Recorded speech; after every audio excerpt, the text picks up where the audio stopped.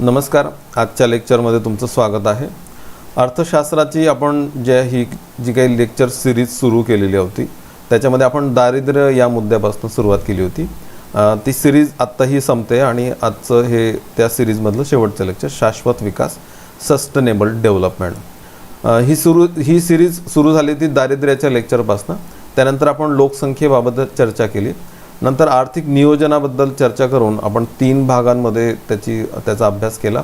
त्यात आपण पंचवार्षिक योजना शोधल्या आणि ह्या 60-70 वर्षांच्या काळातला नियोजनाचा इतिहास पण आपण अभ्यासला. त्यानंतर आपण समावेशक विकास इन्क्लुझिव्ह डेव्हलपमेंट आणि त्या सदराखाली 11वी आणि 12वी पंचवार्षिक योजना हे मुद्दे पण घेतले. आणि आजचं आपलं लेक्चर आहे ते शाश्वत विकास सस्टेनेबल डेव्हलपमेंट. तर दारिद्र्यापासून शाश्वत विकासापर्यंत आपण मुख्यतः राज्यसेवा पूर्वचा जो सिलेबस आहे ते मुद्दे आपण या लेक्चर्समधनं साधारणतः आपल्याला त्याचा अभ्यास करता येतो. तर हे 7 लेक्चर्स हे राज्यसेवा पूर्वसाठी अत्यंत महत्त्वाचे ठरणार आहेत तुमच्यासाठी. यामध्ये कंबाईन परीक्षेसाठी लागणारे इनपुट्स पण तुम्हाला नक्कीच मिळालेले असणार आहेत. नंतर आपण आजचं लेक्चर घेणार आहोत शाश्वत विकास. आजचं लेक्चर पुन्हा एका कार्टूनने सुरू करूया. शाश्वत विकास हा आजचा विषय आहे आणि इंग्लिशमध्ये शब्द आहे सस्टेनेबल डेव्हलपमेंट. एक कार्टून दिसतंय आपल्याला इथे. पेट्रोलियमसाठी काहीतरी पाईपलाईन वगैरे चालण्याचा प्लॅन दिसतोय आणि ती टाकत असताना मध्ये एक झाड येते म्हणून झाड कापलं जाते आणि तो म्हणतोय की guys I am not sure this is sustainable. म्हणजे हे सर्व काही टिकून राहील असं काही मला वाटत नाही. आणि ते खरंच आहे की पर्यावरणाचा आपण विचार केला पाहिजे तरच हे सगळं आपण जे काही स्वप्न बघतोय विकासाची वाढीची ती यशस्वी होणार. त्यामुळे पर्यावरणाला विसरून चालणार नाही आहे. त्यामुळे तो महत्त्वाचा सब्जेक्ट आहे.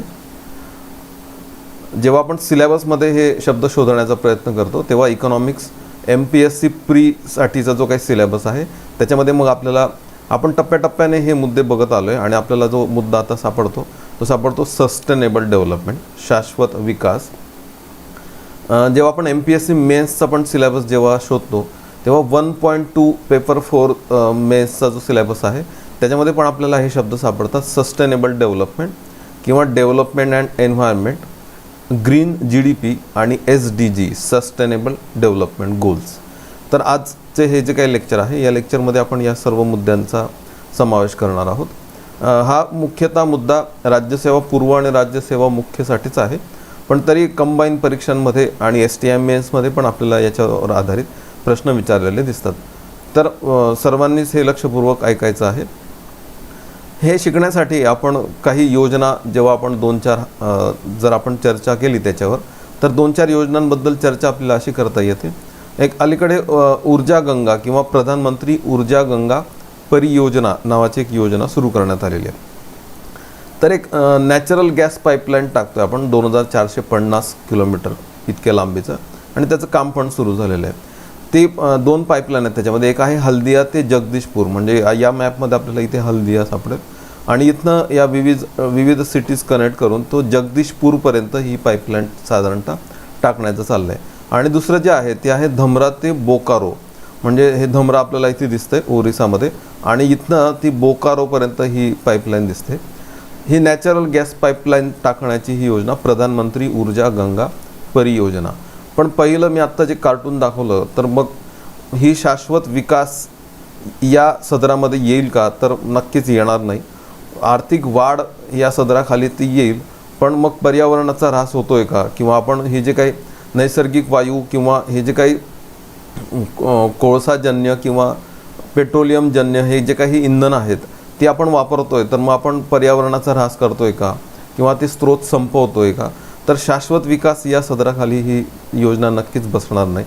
असल्या योजना राबवल्या किंवा या पर्यावरणाचा ऱ्हास करणारे सर्व उपाय जर आपण योजले तर कदाचित खूप गंभीर परिस्थिती भविष्यात निर्माण होईल आणि कदाचित 2050मध्ये अशी पंचवार्षिक योजना असेल की त्याच्यामध्ये ऑक्सिजन मास्क वितरण योजना असे काहीतरी योजना सुरू करायला लागेल.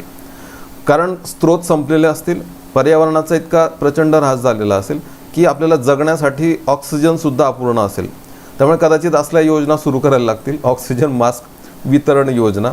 किंवा अशी पण एक योजना असेल एखादी बेट बचाव योजना की जी महत्त्वाची बेटं आहेत आपल्या प्रदेशातली तरी ती सगळी पाण्याखाली गेलेली असेल 50-1 वर्षामध्ये किंवा पुढच्या 30-1 वर्षांमध्ये. पर्यावरणाचा ऱ्हास असाच होत गेला तर मग कदाचित असल्या पण योजना सुरू करायला लागतील आणि म्हणजे बेटं पाण्याखाली सगळ्या पाण्याच्या पातळ्या खाली गेलेल्या आणि प्रचंड पर्यावरण ऱ्हास झालेला आणि ऊन तापतंय, दुष्काळ प्रचंड आहे. मग कदाचित स्वतःला वाचवा योजना असल्याच काहीतरी योजना असतील. तुम्ही डावीकडे जाणार तर तिकडे पूर असेल, उजवीकडे जाणार तर तिकडे कुठेतरी जंगलाला आग लागलेली असेल आणि पाणीच नाही आणि शेती हा व्यवसाय पूर्णपणे नामशेष झालेला असेल आणि कदाचित मग स्वतःला वाचवा योजना असल्या योजना सुरू करायला लागतील. त्यामुळे पर्यावरणाचा ऱ्हास थांबवणे, पर्यावरणाचा विचार करणे हे करत असताना आपल्याला त्या संबंधित जर आपण चांगली योजना जर विचारात घेतली तर मला नाव घ्यायला लागेल कुसुम योजनेसारख्या योजना. किसान ऊर्जा सुरक्षा उत्थान महाअभियान नावाने कुसुम नावाची योजना आहे. काय तर सौर ऊर्जेवर कृषी पंप चालवण्यासंबंधीची योजना आहे. ही योजना आपण अर्थातच काही शिकत नाही आहे, पण असल्या योजना जर सुरू केल्या ना तरच त्या पर्यावरणपूरक राहतील आणि तरच हे सगळं शाश्वत राहील. त्यामुळे मी जर विचार केला तर शाश्वत विकास किंवा शाश्वतता या सदराखाली कोणती योजना मोडत असेल तर अर्थातच प्रधानमंत्री ऊर्जा गंगा युग परियोजना बसणार नाही शाश्वतमध्ये बसेल ती कुसुम नावाची योजना. तर मग हे टिकवून ठेवायचं असेल सगळं तर त्यासाठी आपण या शाश्वतता सस्टेनेबल या शब्दाची ओळख करून घेणार आहे. मला वाटतं या योजनेचं नाव घेऊन किंवा हे चित्र दाखवून मला वाटतं तुम्हाला विषयाचा प्रवेश तरी ॲटलिस्ट कळाला असेल. तर आपण या विषयाला सुरुवात करू. विषय आहे शाश्वत विकास, सस्टेनेबल डेव्हलपमेंट. हे सुरू करताना आपल्याला एक 2-3 मुद्दे असे बघायला लागतात की आर्थिक असमानता ही पर्यावरण ऱ्हासास कारणीभूत असते, असं एक जनरल स्टेटमेंट आहे. आर्थिक असमानता पर्यावरण ऱ्हासास कारणीभूत असते. कशी ते आपण एका तक्त्यावरनं समजून घेणार आहे आणि हा तक्ता समजला तर मला वाटतं इंटरनॅशनल पॉलिटिक्स जे याच्याभोवती फिरतं त्याचा थोडासा अंदाज आपल्याला येऊ शकतो. असमानता इनइक्वॅलिटी जी आहे इन्कममध्ये किंवा ॲसेट्समध्ये, उत्पन्नामध्ये, संपत्तीमध्ये, तर ती पर्यावरण ऱ्हासास कारणीभूत असते. कशी तर अत्यंत गरिबी ही सुद्धा पर्यावरण ऱ्हास करते. कारण गरीब लोक हे स्रोतांचा अकार्यक्षम वापर करतात. म्हणजे ते लाकडं जाळतात किंवा जंगल तोड करतात. दारिद्र्यात खितपत पडलेले लोक LPG सारख्या कदाचित कार्यक्षम इंधनाचा वापर करत नाहीत. सौर ऊर्जा तर खूपच दूर आहे आणखी. आणि या स्रोतांचा नॅचरल रिसोर्सेसचा अकार्यक्षम पद्धतीने वापर केल्यामुळे पर्यावरणाचा ऱ्हास होत असतो. अधिक समृद्धता ही सुद्धा पर्यावरण ऱ्हासास कारणीभूत आहे. आधी दारिद्र्याबाबत आणखी एक मुद्दा सांगता येईल की खूप दारिद्र्य असेल ना तर लोकसंख्या खूप जास्त असते आणि जास्तीची लोकसंख्या ही आणखी पुन्हा स्रोतांचा अकार्यक्षम वापर करते आणि पर्यावरण ऱ्हास करते. खूप जास्तीची समृद्धता पण काही कामाची नाही. कारण खूप श्रीमंत लोक जे आहेत ना, म्हणजे आता अमेरिकेमध्ये राहणारे लोक किंवा सौदी अरेबियामध्ये मोठमोठाले श्रीमंत असणारे लोक, ते काय करतात, ती इंधन कार्यक्षम वापरतात पण त्याचा खूप अमाप वापर करतात. म्हणजे आपण बसेसने जाणार, कुठेतरी सार्वजनिक वाहतुकीची साधनं वापरणार, पण ती एकट्याने एक कारमध्ये जाणार, विमानांमध्ये जाणार आणि प्रचंड पेट्रोलियम संपवणार, प्रचंड पर्यावरणाचा ऱ्हास करणार. म्हणजे खूप समृद्धता सुद्धा स्रोतांचा अधिक वापर करते आणि ती सुद्धा पर्यावरण ऱ्हास निर्माण करते. म्हणजे आपल्याला असं जाणवेल की पर्यावरणाचा ऱ्हास 2 प्रकारचे गट करतात. एक खूप गरीब आणि खूप श्रीमंत. मग आपल्यासारखे जे मध्यम वर्ग आहेत ना, तेच पर्यावरण मग थोडेसे पूरक असतात. तर याच्यावर थोडंसं जे सायन्स आहे, science economics that follows the science, हे जे काही सायन्स आहे या सायन्समध्ये इकॉनॉमिक्सची काही तत्त्व जी लपलेली आहेत, ज्याच्यावर इंटरनॅशनल पॉलिटिक्स मी मगाशी सांगितलं ते चालतं. ते म्हणजे याच्यावर काय उपाय, याच्यावरचा उपाय असा आहे की जी अतिसमृद्धता आहे किंवा स्रोतांचा जे अधिक वापर करत असतील त्यांच्यावर या स्रोतांच्या किंवा पर्यावरण ऱ्हासाच्या याच्यावर समृद्धतेवर दंड आकारायचा आणि या दंडाचा वापर दारिद्र्य दूर करण्यासाठी करायचा. ठीक आहे, म्हणजे सिंपल आहे सूत्र एक. समृद्धतेवर कर दंड आकारायचा आणि त्या कराचा वापर दारिद्र्य दूर करण्यासाठी, लोकसंख्या वाढ नियंत्रणात आणण्यासाठी करायचा. म्हणजे हे जो काय पर्यावरण ऱ्हास आहे तो थांबेल. दुसऱ्या शब्दात सांगू, अमेरिकेसारख्या समृद्ध देशांवर दंड आकारायचा आणि भारतासारख्या देशांमधल्या दारिद्र्य निर्मूलनासाठी त्याचा वापर करायचा. मग आता भारत दारिद्र्य निर्मूलनासाठी असले जे काही फंड्स असतील समजा जनरेट झालेले ते घ्यायला तयार होणार, देणारा तयार व्हायला पाहिजे. त्यामुळे हे वाद आहेत आंतरराष्ट्रीय स्तरावरचे आणि इथनं हे सगळं फिरायला लागतं. इथनं मग आपल्याला एक 2-4 मुद्दे जे बघायला लागतात. तर लेफ्ट हँड साईडचे जे प्रॉब्लेम्स आहेत म्हणजे दारिद्र्य दूर करणे, लोकसंख्या वाढ नियंत्रणात आणणे आणि एकूणच हा जो काही गट आहे आपल्याकडचा सगळा विकसनशील देशामधला आपला सगळा सर्व बाबतीमध्ये अविकसित निर्देशांक दाखवणारा त्याचा विकास करणं महत्त्वाचं ठरतं. म्हणून शाश्वत विकास असा शब्द आहे. नाहीतर एरवी समृद्धता, पर्यावरण ऱ्हास हे एका वेगळ्या सदरात पर्यावरण, एन्व्हायरमेंट या सदराखाली येणारे मुद्दे आहेत. पण याची सुरुवातच मुळात दारिद्र्य आणि लोकसंख्या वाढ याच्यावरच्या उपायांनी होते. म्हणून हा मुद्दा आपल्या या विषयात आपल्याला शिकणं अपेक्षित आहे आणि तो विषय अर्थातच आहे अर्थशास्त्र. इकॉनॉमिक्स याच्यामध्ये आपल्याला या संबंधित काही विकासाच्या संकल्पना बघायच्यात. इथनं या मुद्द्यावर आपल्याला चर्चा करायची ती सस्टेनेबल डेव्हलपमेंट, शाश्वत विकास. काही स्टार्टअप कन्सेप्ट्समध्ये आणखी एक कन्सेप्ट येते ती आहे कुझनेट्स कर्व किंवा कुझनेट वक्ररेषा, पर्यावरणीय कुझनेट वक्ररेषा. एक कुझनेट्स नावाचे एक तज्ज्ञ होऊन गेलेले अर्थतज्ञ, ते स्टॅटिस्टिशियन पण होते. त्यांनी आर्थिक असमानते संबंधित एक कर्व सुचवलं होतं. कालांतराने आर्थिक असमानता वाढते आणि कमी होते या संबंधित एक कर्व त्यांनी सुचवला होता. पण आधुनिक जगामध्ये विविध तज्ज्ञांनी त्याच्यामध्ये थोडे इनपुट्स टाकले आणि त्याला पर्यावरण ऱ्हास या सदरात टाकण्याचा प्रयत्न केला आणि आपल्याला एक पर्यावरणीय कुझनेट वक्ररेषा मिळते.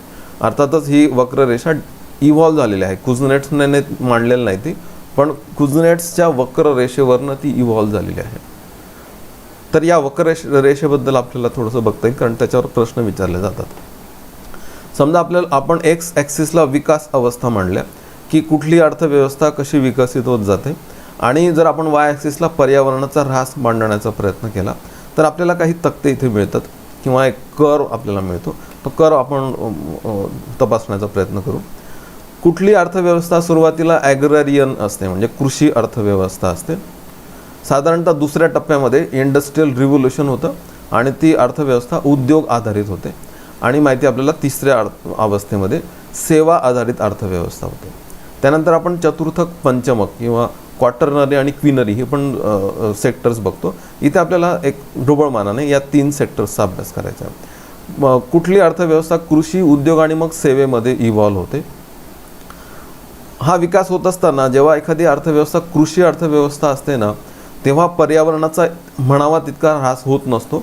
पण जेव्हा इंडस्ट्रियल रिव्होल्युशन होतं तेव्हा पर्यावरणाचा ऱ्हास प्रचंड होतो. म्हणजे हा पर्यावरणाचा ऱ्हास जो आहे तो वाढत जातो आणि खूप जास्त गतीने वाढतो आणि पर्यावरण दोन्ही बाजूने म्हणजे स्त्रोत पण संपतात, आपले कोळसा पेट्रोलियम सारखे रिसोर्सेस संपतात आणि पर्यावरणाचा ऱ्हास होतो. म्हणजे जे काही ग्रीन हाऊस गॅसेस आहेत किंवा कार्बन डायऑक्साईड सारखे गॅसेस आहेत ते खूप उत्सर्जित होतात आणि पर्यावरण खराब व्हायला लागतं.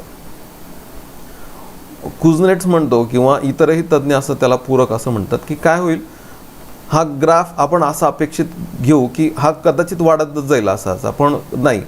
असं होतं कधीतरी एका सर्टन पॉईंटला की एक समाज असा विकसित होतो की त्याच्यामध्ये पर्यावरणाची जाणीव निर्माण होते आणि सेवा आधारित अर्थव्यवस्था जेव्हा निर्माण होते तेव्हा लोकांना कळायला लागतं, लोकांचे डोळे उघडतात आणि त्यांना कळायला लागतं की हा पर्यावरणाचा ऱ्हास जो होतोय तो आपण रोखला पाहिजे, नाहीतर मग बेट बचाव योजनासारखे जे काही योजना आहेत तसलं सुरू करायला लागतील. हे लोकांना कळायला लागतं. जसं आत्ता आपल्याला कळतं तसं लोकांना कळायला लागेल कुठल्या तरी एका सर्टन पॉईंटला लोक पर्यावरणपूरकच उद्योग निर्माण करतील आणि पर्यावरणाचा ऱ्हास आटोक्यात आणण्यासाठी एक चळवळ उभारतील असा अंदाज याच्याने मांडण्यात आला. आणि मग हा ग्राफ जसा असा अपेक्षित आहे तसा तो होणार नाही, तर तो खाली येईल. पर्यावरणाचा ऱ्हास नंतर आटोक्यात यायला सुरुवात होईल आणि एक कर्व निर्माण होईल. हा जो काय कर्व आहे त्याला कुझनेट्स कर्व असं म्हणतात, कुझनेट्स वक्ररेषा असं त्याला म्हणतात. यावरचे प्रश्न आपण शोधण्याचा प्रयत्न केला तर 2-3 उत्तर आपल्याला नक्कीच 2-3 प्रश्न नक्कीच सुटतात. MPSC मेन्स पेपर फॉर 2017चा प्रश्न आहे. वाढत्या दरडोई उत्पन्नाबरोबर प्रदूषण आणि वातावरणाचा ऱ्हास सुरुवातीला वाढतो, नंतर मात्र तो कमी होतो, असे दर्शवणारा आलेख खालीलपैकी कोणत्या व्यक्तीने मांडला? तर तो कुझनेट्सने मांडलेला. ठीक आहे. तर एक आणखी मला मुद्दा क्लिअर करायचा. कुझनेट्सने दरडोई उत्पन्न हा मुद्दा मांडलेला आहे. प्रदूषण आणि वातावरण हे जे काही आहे ना, त्याचे हे ते नंतर ॲड होत गेलेलं आहे त्याच्यामध्ये, तर ते पण आपल्याला त्याच्या नावाशी जोडता पण येतं. मेन्स 2015 पेपर 4चा आणखी एक प्रश्न आहे. आर्थिक विकास आणि पर्यावरण म्हणजेच सस्टेनेबल डेव्हलपमेंट या बाबमधील संबंध दर्शवणाऱ्या प्रमेयाचे नाव काय? तर अर्थातच कुझनेट्स वक्र गृहीतक, पर्यावरणीय कुझनेट्स वक्र गृहीतक, कुझनेट्स वक्र रेषा. ठीक आहे. तर हा पण प्रश्न आपल्याला सहज सुटतो. फिलिप्स वक्र नाही आहे, वक्र गृहीतक नाही आहे, मार्शलचं पण नाही आणि पिगूचं पण नाही आहे. हे वेगवेगळ्या क्षेत्रांमध्ये आपल्याला अभ्यास करता येतो त्याचा. आपण पुढच्या काही स्लाइड्समध्ये थोड्या संकल्पना अशा बघणार आहेत की शाश्वत विकास म्हणजे नेमकं काय, किंवा विविध तज्ज्ञ असतील किंवा विविध संस्था असतील, विविध समित्या असतील, त्यांनी शाश्वत विकासाची व्याख्या नेमकी कशी केलेली आहे ते आपण शोधण्याचा इथे थोडासा प्रयत्न करणार आहे. आणि ही सुरुवात करता येते आपल्याला बार्बियर या तज्ज्ञापासून. एडवर्ड बार्बियर जो आहे त्याने जी सस्टेनेबल डेव्हलपमेंट, शाश्वत विकासाची जी संकल्पना मांडली, जी व्याख्या मांडली, ती व्याख्या आपल्याला इथे मांडता येईल. तो म्हणतो की शाश्वत विकास म्हणजे सामाजिक आर्थिक विकासाला पर्यावरणीय विकासाची जोड देणे. सामाजिक आर्थिक तर आपण बघितलंच आहे की आपल्या देशाच्या GDPमध्ये वाढ करणे, आपण त्याला आर्थिक विकास म्हणतो. मागच्या लेक्चरला आपण जेव्हा इन्क्लुझिव्ह डेव्हलपमेंट म्हटलं तेव्हा आपण त्याला म्हटलं सामाजिक विकास. आणि या सदराखाली जेव्हा आपण या दोन मुद्द्यांना शाश्वत विकासाची म्हणजे पर्यावरणाची जोड देतो तेव्हाच त्याला खरं तर शाश्वत विकास असं म्हणता येतं. त्यामुळे हे तीन मुद्दे जेव्हा ओव्हरलॅप होतात एकमेकांना तेव्हा आपण त्याला शाश्वत विकास म्हणतो. म्हणजे शाश्वत विकास म्हणजे सामाजिक अधिक आर्थिक अधिक पर्यावरणीय विकास. इंग्लिशमध्ये सांगायचं म्हटलं तर sustainable development is social and economic development combine with environmental development. म्हणजे या तीनही सदरांचं जेव्हा आपण मिक्सिंग करतो तेव्हा आपण त्याला सस्टेनेबल डेव्हलपमेंट म्हणतो.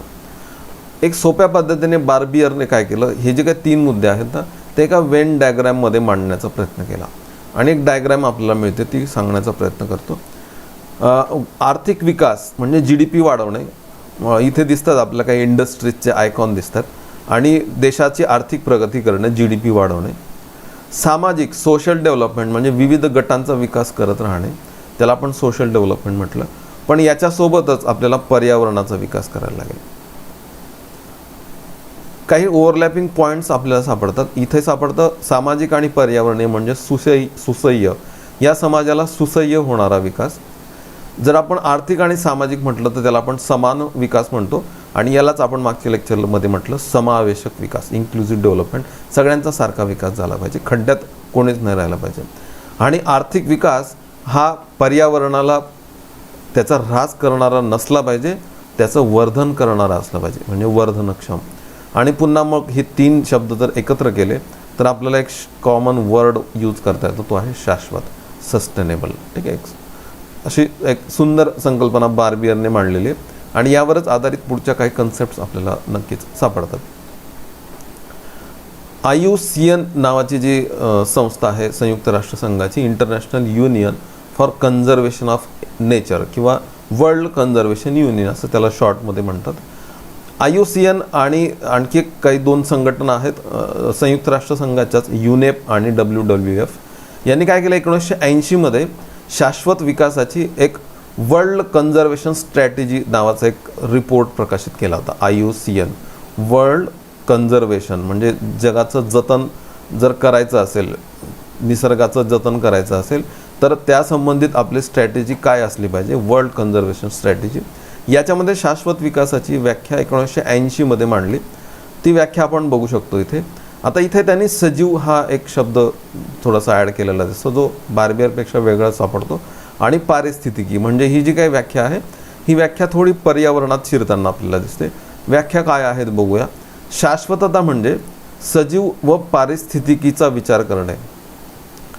म्हणजे जर आपण विकास करत असू, वाढ करत असू स्वतःसाठी, आपल्या अर्थव्यवस्थेसाठी, तर आपण जगातल्या सजीवांचा आणि पारिस्थितिकीचा विचार केला पाहिजे. आपण नैसर्गिक स्रोतांचा असा वापर केला पाहिजे जो भरून काढता येईल. म्हणजे नॅचरल रिसोर्सेस असे की जे भरून काढता येतील, म्हणजे रिन्युएबल असतील, म्हणजे सौर ऊर्जेसारखे रिन्युएबल जे काही रिसोर्सेस आहेत ते आपण यूज केले पाहिजे, ते वापरले पाहिजेत.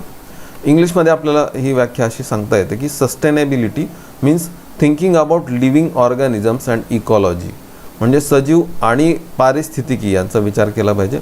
Sustainability is the use of natural resources that can be replenished, किंवा रिन्युएबल असतील असे नॅचरल रिसोर्सेस, असे नैसर्गिक स्रोत आपण वापरले पाहिजेत. साधारणतः IUCNने आपल्याला अशी व्याख्या मांडलेली सापडते. आणि या संबंधित पण एक प्रश्न विचारला गेलेला 2013च्या पेपर 4 मेन्समध्ये. निरंतर विकास ही संकल्पना प्रथम कुठे मांडण्यात आली? वर्ल्ड कन्झर्वेशन स्ट्रॅटेजी, रिओ वसुंधरा परिषद, क्वेटो परिषद किंवा वरीलपैकी नाही. तर रिओ वसुंधरा परिषद आपल्याला माहिती आहे 92मध्ये झालेली, तर हे किंवा क्वेटो झालेलं आहे, क्योटो पाहिजे, हे पण नंतरच झालेलं आहे 92 नंतर. तर आपल्याला पहिलीच सापडते वर्ल्ड कन्झर्वेशन स्ट्रॅटेजी 1980ची. इथे निरंतर विकास किंवा सस्टेनेबल डेव्हलपमेंट, शाश्वत विकास ही संकल्पना प्रथम मांडण्यात आली. पुढे आपण तिसरी व्याख्या शोधण्याचा प्रयत्न करतो, तेव्हा शाश्वत विकास म्हणजे काय? तर रॉबर्ट ॲलेन नावाचे एक तज्ज्ञ आहेत. आत्ता मी जी संघटना सांगितली IUCN, त्याच्यामध्येच काम करणारे हे व्यक्ती होते आणि यांनी पण एक डेफिनेशन इव्हॉल्व केलेली आहे. ते काय म्हणतात? तर शाश्वतता म्हणजे चांगलं आयुष्य.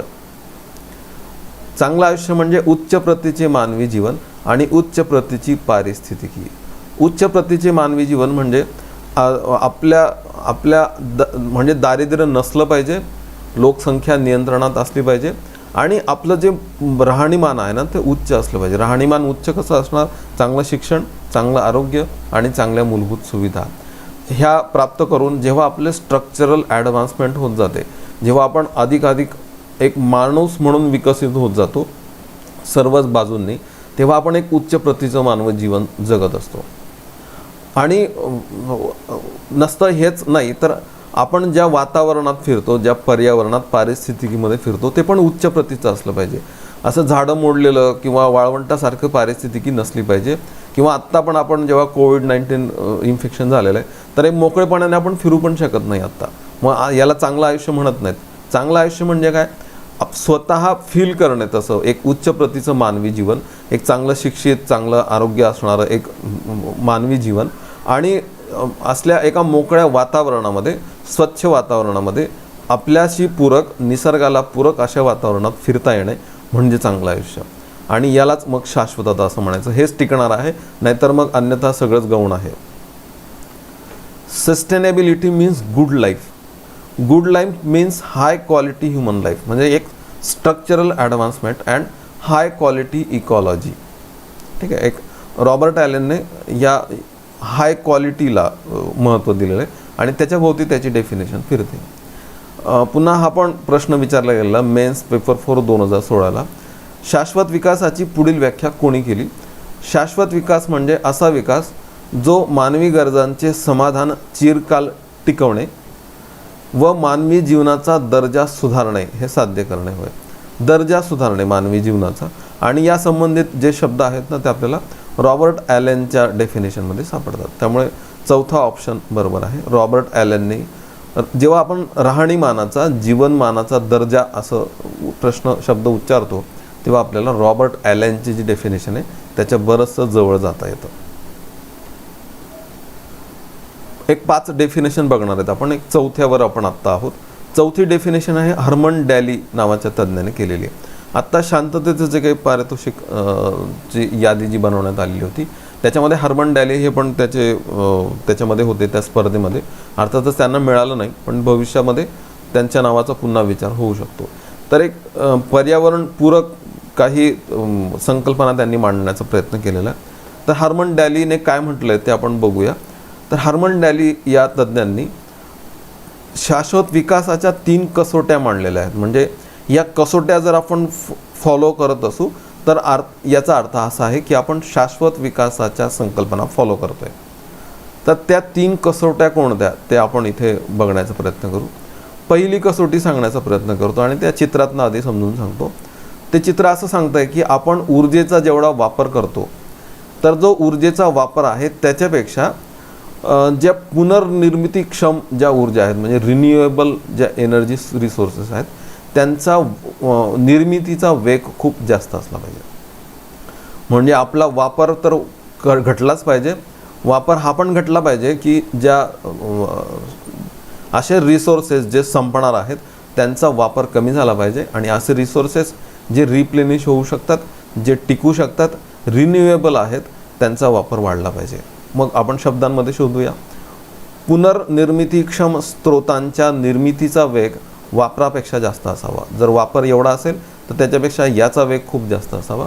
पुनर्निर्मितीक्षम स्रोतांच्या निर्मितीचा वेग, use of renewable resources should not be faster than the rate at which they regenerate. थोडक्यात रिजनरेशनचा स्पीड जास्त असला पाहिजे. दुसरी कसोटी ती सांगतात की रिन्युएबल नॉन रिन्युएबल जे रिसोर्सेस आहेत त्यांचा वापर कमी झाला पाहिजे आणि यांचा वापर आणि यांचा विकास वाढला पाहिजे. कुठले? रिन्युएबल रिसोर्सेसचा. पुनर्निर्मितीक्षम पर्यायांच्या विकासाचा वेग हा वापरापेक्षा जास्त असावा. Use of pace of non renewable resources should not be faster than the rate at which their renewable substitutes can be put in place. म्हणजे थोडक्यामध्ये रिन्युएबल जे रिसोर्सेस आहेत त्यांचा वापराचा, उत्पादनाचा, निर्मितीचा स्पीड हा इतर कुठल्याही स्पीडपेक्षा जास्त पाहिजे. तिसरी कसोटी ते असं म्हणतात की जर वनस्पती CO2 ॲब्सॉर्ब करत असेल आणि ऑक्सिजन O2 जर बाहेर टाकत असेल, उत्सर्जित करत असेल, एक्सपिरेट करत असतील, तर ही जी काही गती आहे ऑक्सिजन निर्मितीची ती वाढली पाहिजे. थोडक्यामध्ये पर्यावरण जो काही ऱ्हास होतो तो जर भरून काढायचा असेल तर तो भरून काढण्याचा स्पीड जास्त असला पाहिजे. थोडक्यामध्ये पर्यावरणीय समावेशनाची क्षमता त्याच्यापेक्षा त्याचा जो भरून काढण्याचा वेग आहे तो जास्त पाहिजे. त्याच्या शब्दात आपण घेऊ डॅलिनच्या शब्दामध्ये, प्रदूषणाचा वेग पर्यावरणाच्या समावेशनाचा क्षमतेपेक्षा जास्त नसावा. म्हणजे एक तर प्रदूषणाचा वेग कमी असला पाहिजे किंवा ते ॲब्सॉर्ब होण्याचा जो स्पीड आहे तो जास्त असला पाहिजे. Rate of emission for pollution and waste should not be faster than the pace at which natural systems can absorb them, recycle them or render them harmless. या 3 चित्र जरी लक्षात ठेवली तरी आपल्याला हर्मन डॅलीच्या 3 कसोट्या कळतात आणि तो म्हणतो या 3 कसोट्या पार करणारं ध्येय किंवा तत्व किंवा धोरण हे शाश्वत विकासाकडे जाणारं धोरण आहे. शेवटच्या 5वी जी कन्सेप्ट बघतो आपण ती ग्रो हार्लेम ब्रुंटलँड किंवा ब्रुंटलँड यांनी मांडलेली आहे आणि मला वाटतं ह्या सगळ्यांमध्ये ही जास्त महत्त्वाची कन्सेप्ट असावी. पुढे जेव्हा आपण विविध प्रश्न पण शोधतो त्याच्यामध्ये पण हे आपल्याला सापडतं आणि पुढे आपण जे अर्थ समिट किंवा ज्या नवनवीन संकल्पना जेव्हा उदयास आलेल्या बघतो तर त्यांचं मूळ आपल्याला या डेफिनेशनमध्येच सापडतं. तर ही महत्त्वाची संकल्पना आपण आत्ता बघूया. ब्रुंटलँड यांनी त्यांच्या अहवालामध्ये अवर कॉमन फ्युचर या अहवालामध्ये ज्या कन्सेप्ट्स मांडलेल्या आहेत त्यांचा आपण अभ्यास करूया. ते म्हणतात की विकास शाश्वत होण्यासाठी वर्तमान काळातील गरजा अशा पद्धतीने पूर्ण झाल्या पाहिजेत जेणेकरून भावी पिढीच्या गरजा पूर्ण करण्यावर परिणाम होणार नाही. कदाचित समजलं नसेल पण काही चित्रांद्वारे ते समजून सांगण्याचा प्रयत्न करतो. Sustainable development is the development that meets the needs of the present without compromising the ability of future generations to meet their own needs. आणि ते सांगण्याचा प्रयत्न करताना मला इथे 2 चित्र दाखवता येतात आणि हे जर दाखवले ना तर ही डेफिनेशन अगदी सहज कळेल. इथे वडील आणि मुलगा दाखवण्याचा प्रयत्न केला किंवा 2 पिढ्या दाखवण्याचा प्रयत्न केला. असं इमॅजिन करू की वडील आणि मुलगा आहे आणि या 2 पिढ्यांमधली जी इक्विटी इथे दाखवण्याचा प्रयत्न करतोय मी आता, त्याला म्हणायचं इंटर जनरेशनल इक्विटी, म्हणजे 2 पिढ्यांमधली समानता. माझ्या शब्दात सांगण्याचा प्रयत्न करतो. काय माहिती आहे का, आपली जी पिढी आत्ता या पिढीमध्ये या पर्यावरणाचा ऱ्हासाचा जो स्पीड आहे तो इतका खूप जास्त आहे की रिसोर्सेस आपण धडधड संपवतोय सगळी आणि पर्यावरण इतकं खराब करतोय आपण की कदाचित एक 20-30 वर्षांनी समजा माझा मुलगा मोठा झाला तर तो काय म्हणेल मला माहिती आहे की बाबा तुमच्या काळामध्ये इतका पर्यावरणाचा ऱ्हास करून टाकला की आम्हाला काही पेट्रोल डिझेल काही शिल्लक पण ठेवलं नाही आणि मोकळा श्वास घ्यायला तुम्ही ऑक्सिजन पण ठेवला नाही.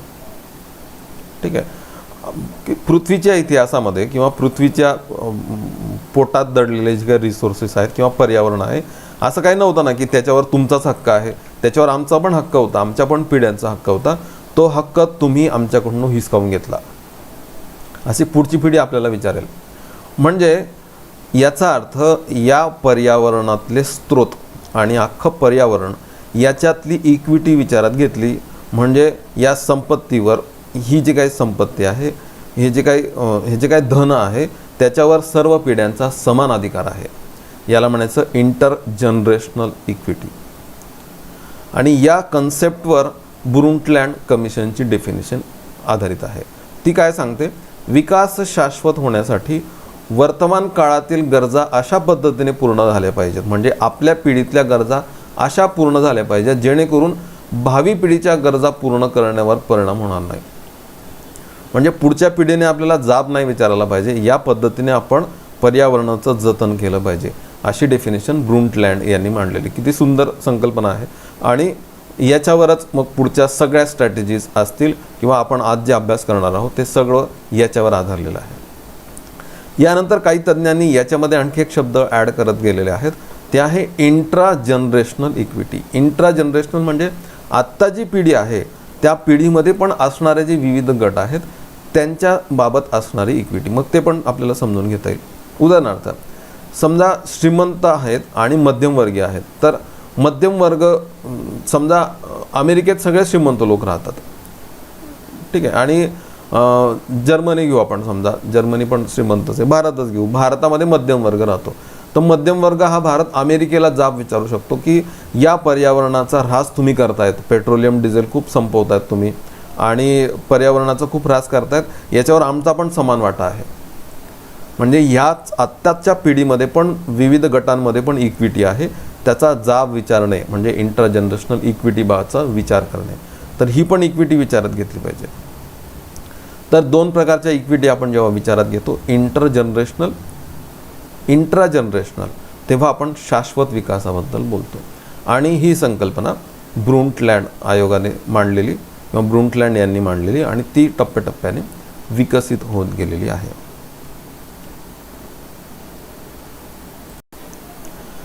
शाश्वत विकासाची ही जी काही चळवळ आहे ती बघण्यासाठी आपल्याला काही वर्ष विचारात घ्यायला लागतात आणि ती वर्ष आपण टप्प्याटप्प्याने विचारात घेऊ. काही परिषदा आहेत ज्या शाश्वत विकासाशी संबंधित आहेत, काही आयोग आहेत आणि ते बघत असताना आपल्याला नवनवीन संकल्पना सापडत जातात. त्यांचाच नेमका अभ्यास आपल्याला या स्लाइड्समध्ये करायचा आहे. सुरुवात होते ते 1972 पासून 1972. युनायटेड नेशन्सने स्टॉकहोम स्वीडनमध्ये एक परिषद भरवली होती आणि इथं या शाश्वत विकासाच्या चर्चेला सुरुवात झाली. तर आपण इथपासून आपण पण सुरुवात करू या चर्चेला. स्टॉकहोम स्वीडनमध्ये जी परिषद सुरू झाली 1972 त्या परिषदेबद्दल आपण थोडंसं बोलूया. ठीक आहे. तर ही जी काय परिषद आहे त्याला म्हणतात UN conference on human environment, म्हणजे मानवी संयुक्त राष्ट्रसंघाची मानवी पर्यावरण परिषद. 1972 5 ते 16 जून 1972 स्टॉकहोममध्ये ती चाललेली. हा लोगो होता त्या परिषदेचा आणि इंदिरा गांधी दिसतात आपल्याला इथे, त्यांनी ती परिषद गाजवलेली बऱ्यापैकी. आणि ही जी काही परिषद आहे इथनं खरी चर्चा सुरू झाली ती पर्यावरण ऱ्हास कसा थांबवता येईल आणि हे शाश्वत कसं करता येईल.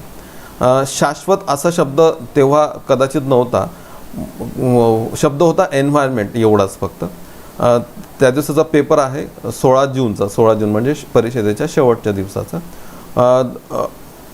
अ new initiative world ecological areas programme launch, म्हणजे एकूणच ही जी काही पारिस्थितिका आहे त्याबाबतचा प्रोग्राम सुरू करण्यात येत आहे या संबंधित एक परिषद इथे भरवण्यात आलेली होती.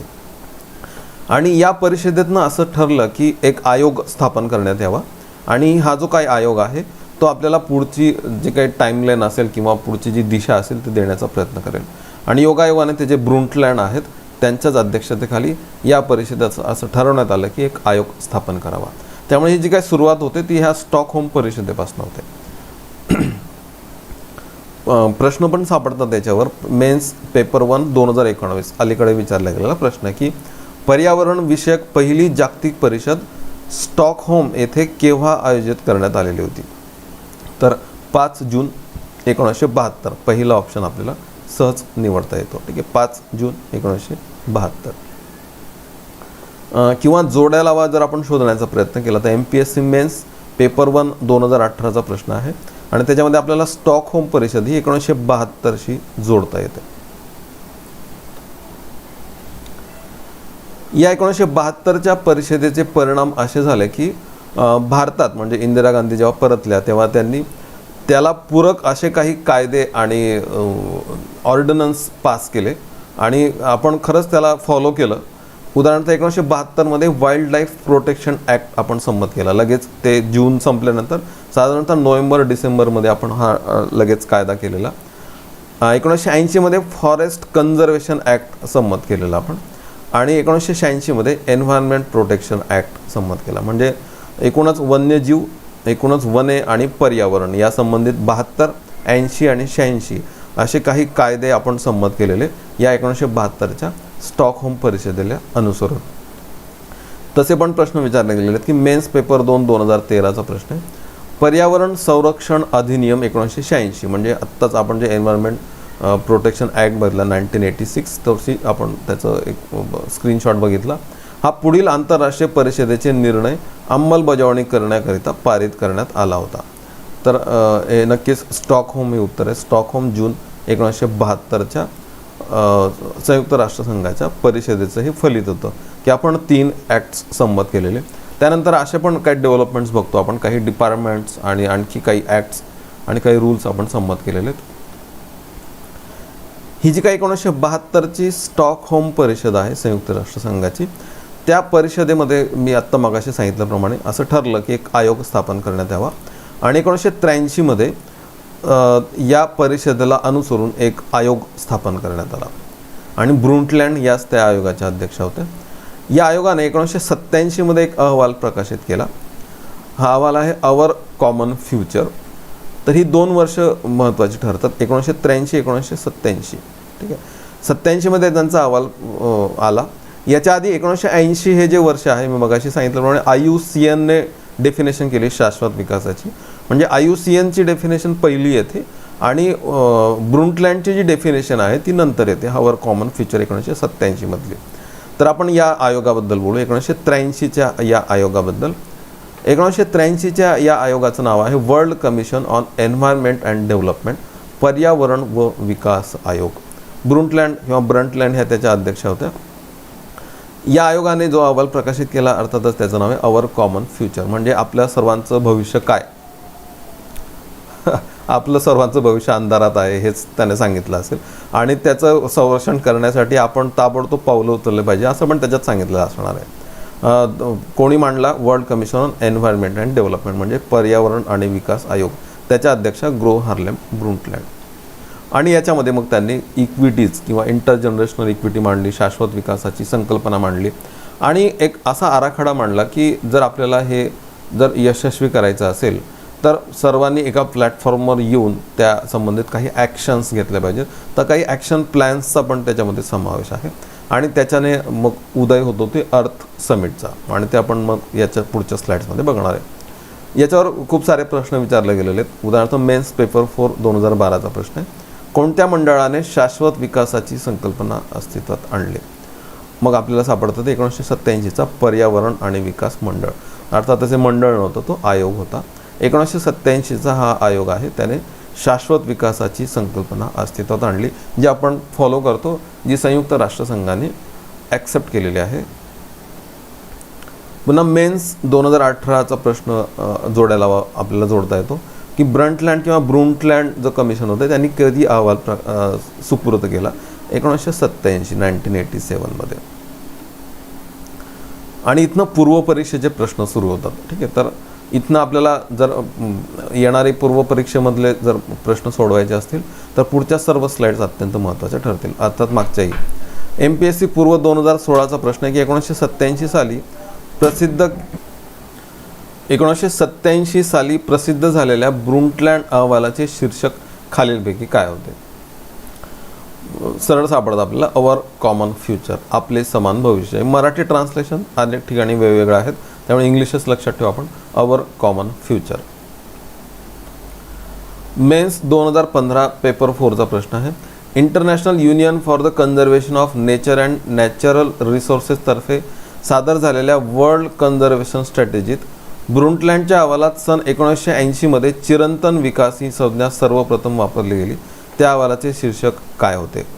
प्रश्न असा आहे की ब्रुंटलँडचा जो रिपोर्ट होता त्याच्यामध्ये 1980च्या IUCN मधनं काही शब्द उचलण्यात आले.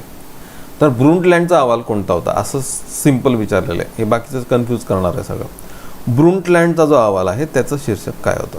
अर्थातच अवर कॉमन फ्युचर, आपले सामुदायिक भवितव्य. ठीक आहे, इंग्लिशच अवर कॉमन फ्युचर, तिसरा ऑप्शन निवडता येतो. मग रिपोर्टबद्दल बोलता येतं आपल्याला. आता टाईमलाईनमध्ये थोडं पुढे सरकूया. हा जो काही रिपोर्ट आहे तो रिपोर्ट आला, हा अहवाल आला आणि त्याच्यावर आधारित एक महत्त्वाचं वर्ष आपल्याला सापडतं, ते आहे 1992. आणि रिओ इथे रिओ दी जानेरो ब्राझीलमध्ये पहिली संयुक्त राष्ट्रसंघाची अशी परिषद भरली जिथे या अहवालाने खूप मोठी छाप सोडली. 1972ची आपल्याला स्टॉकहोम परिषद सापडते. त्याच्याबरोबर 20 वर्षांनी, म्हणजे याच्या आधी मागच्या स्लाईडमध्ये गेलं ते आत्ता, 1972 नंतर बरोबर 20 वर्षांनी 92मध्ये रिओ परिषद भरते आणि तिला आपण अर्थ समिट म्हणतो. आणि इथनं एक मोठा प्रवाह सुरू होतो, तोच आपल्याला इथे त्याची चर्चा करायची. तर ब्राझीलमधल्या रिओ दी जानेरो इथे पहिली वसुंधरा परिषद किंवा पर्यावरण परिषद भरली. तिला आपण अर्थ समिट किंवा रिओ समिट म्हणतो. 1992ची 3 ते 14 जून 1992 या दरम्यान इथे ही परिषद भरली. ठीक आहे, हा फोटो आहे त्याचा. 3 ते 14 जून United Nations Conference on Environment and Development, UNCED असं त्या परिषदेचं नाव होतं. ठीक आहे, या परिषदेमध्ये ज्या विविध घोषणा किंवा ज्या अहवाल जे प्रकाशित करण्यात आले त्यांचीच एक तोंड ओळख आपल्याला या आजच्या लेक्चरमध्ये करून घ्यायची आहे. एक लोगो पण स्वीकारण्यात आला. हा लोगो रिओ परिषदेचा आहे आणि हा लोगो पुन्हा नंतर वापरला गेलेला दिसतो. या अहवालावर पूर्णपणे या ब्रुंटलँड कमिशनचा प्रभाव पडलेला आहे. इवन या परिषदेमध्ये त्यांनाही आमंत्रित करण्यात आलं होतं, त्यांनीही त्याच्यामध्ये चर्चा केलेली, त्यांनी काही त्यांची मतं मांडलेली आहेत. तर 1992ची वसुंधरा परिषद, याचे आउटपुट्स आपण जर मोजण्याचा प्रयत्न केला तर आपल्याला काही शब्द सापडतात, ते शोधूया आपण. तूर्त एक प्रश्न घेऊ. मेन्स 2018 पेपर 1, रिओ परिषद कधी झाली? तर 1992, 1992. स्टॉकहोम 1972 आहे आणि 20 वर्षांनी 1992ची रिओ परिषद आपल्याला सापडते. रिओ परिषदेमध्ये एक 6 प्रकारचे काही कागदपत्र आपल्याला सापडतात. काही रिपोर्ट्स, काही अहवाल किंवा काही कन्व्हेन्शन्स सापडतात आपल्याला. त्यांची एक तोंड ओळख आपल्याला इथे आत्ता करून घ्यायची आहे. काही डॉक्युमेंट्स मांडण्यात आले रिओ परिषदेमध्ये. 3 प्रकारचे डॉक्युमेंट्स आहेत, ते सांगण्याचा प्रयत्न करतो. पहिलं डॉक्युमेंट आहे रिओ डिक्लेरेशन, रिओ घोषणा. त्याच्यामध्ये या रिओ परिषदेमध्ये जे काही सदस्य उपस्थित होते त्या सदस्यांदरम्यान एक अशी घोषणा स्वीकारण्यात आली की ही घोषणा अर्थातच काय असणार आहे की अवर कॉमन फ्युचर, त्याची तत्त्व काय आहेत, शाश्वत विकासाचं पुढचा आपलं दिशा काय असणार आहे, अशी साधारणतः एक डिक्लेरेशन होती. त्यानंतर होता एक पुढचं डॉक्युमेंट होता अजेंडा 21, म्हणजे 21व्या शतकामध्ये जगाचा अजेंडा काय असला पाहिजे. म्हणजे जगाचं जर विकास करायचा असेल, शाश्वत विकास करायचा असेल तर अजेंडा काय असला पाहिजे आपला, म्हणजे आपलं रस्ता काय असला पाहिजे आपला, या संबंधित अजेंडा 21 नावाचं एक डॉक्युमेंट मांडण्यात आलं. त्यानंतर फॉरेस्ट प्रिन्सिपल्स, म्हणजे एकूणच वने किंवा जंगल संवर्धनासंबंधित कुठली तत्त्व असली पाहिजेत या संबंधित एक 3रं डॉक्युमेंट होतं फॉरेस्ट प्रिन्सिपल्स. मधलं प्रिन्सिपल हे लोकांसाठी, फॉरेस्ट प्रिन्सिपल हे अर्थातच पर्यावरणासाठी. ही जी काही डॉक्युमेंट्स आहेत त्याबद्दल एक जास्तीची माहिती अशी सांगता येईल की हे जे काही डॉक्युमेंट्स आहेत ते आराखड्या स्वरूपाचे आहेत, म्हणजे एक प्लॅन स्वरूपाचे आहेत आणि ते सक्तीचे नाही आहेत, म्हणजे ते कन्व्हेन्शन्स नाही आहेत. कन्व्हेन्शन्स म्हणजे करार असतात आणि करार हे सक्तीचे असतात. हे जे काही आराखडे आहेत ते सक्तीचे नसतात. रिओ डिक्लेरेशनमध्ये 27 प्रकारचे तत्त्व सांगण्यात आलेले आहेत. अजेंडा 21 जे आहे त्याच्यामध्ये 4 भाग आहेत आणि एक 40 प्रकरणांचा समावेश आहे. यात हे 4 भाग आणि 40 प्रकरणांशी संबंधित काही बाबी मी पुढच्या स्लाइड्समध्ये सांगण्याचा प्रयत्न करणार आहे. फॉरेस्ट प्रिन्सिपल जे आहे तो पण आराखडा काही सक्तीचा नाही, त्याच्यामध्ये 15 तत्वांचा अंतर्भाव करण्यात आलेला आहे. अजेंडा 21 बद्दल थोडंसं बोलता येईल जास्तीचं. अजेंडा 21 मी मगाशी सांगितल्याप्रमाणे 21व्या शतकात जगाचा अजेंडा काय असावा विकासाचा, तर या संबंधित आपल्याला चर्चा करायची. आणि आज आपण जे बघणार आहोत ते याच अजेंडा 21 या आराखड्यावर, या डॉक्युमेंटवर आधारलेलं आहे. आज आपण जे शिकणार आहे ॲक्च्युअली पुढच्या काही स्लाइड्समध्ये ते आहे मिलेनियम डेव्हलपमेंट गोल्स आणि सस्टेनेबल डेव्हलपमेंट गोल्स. आणि हे MDG आणि SDG जे आहेत ते या अजेंडावर आधारित आहेत. तर या अजेंडाबद्दलच आपल्याला खरी तर चर्चा करायची आहे. अजेंडा 21 काय आहे, त्याच्यामध्ये मी मगाशी सांगितल्याप्रमाणे 4 भाग आहेत. ते कुठले, तर भाग 1 सामाजिक आणि आर्थिक परिमाणे म्हणजे सोशल अँड इकॉनॉमिक डायमेन्शन्स, म्हणजे एखाद्या अर्थव्यवस्थेमध्ये सामाजिक आणि आर्थिक विकास कसा झालेला आहे ते शोधण्याचे काही डायमेन्शन्स.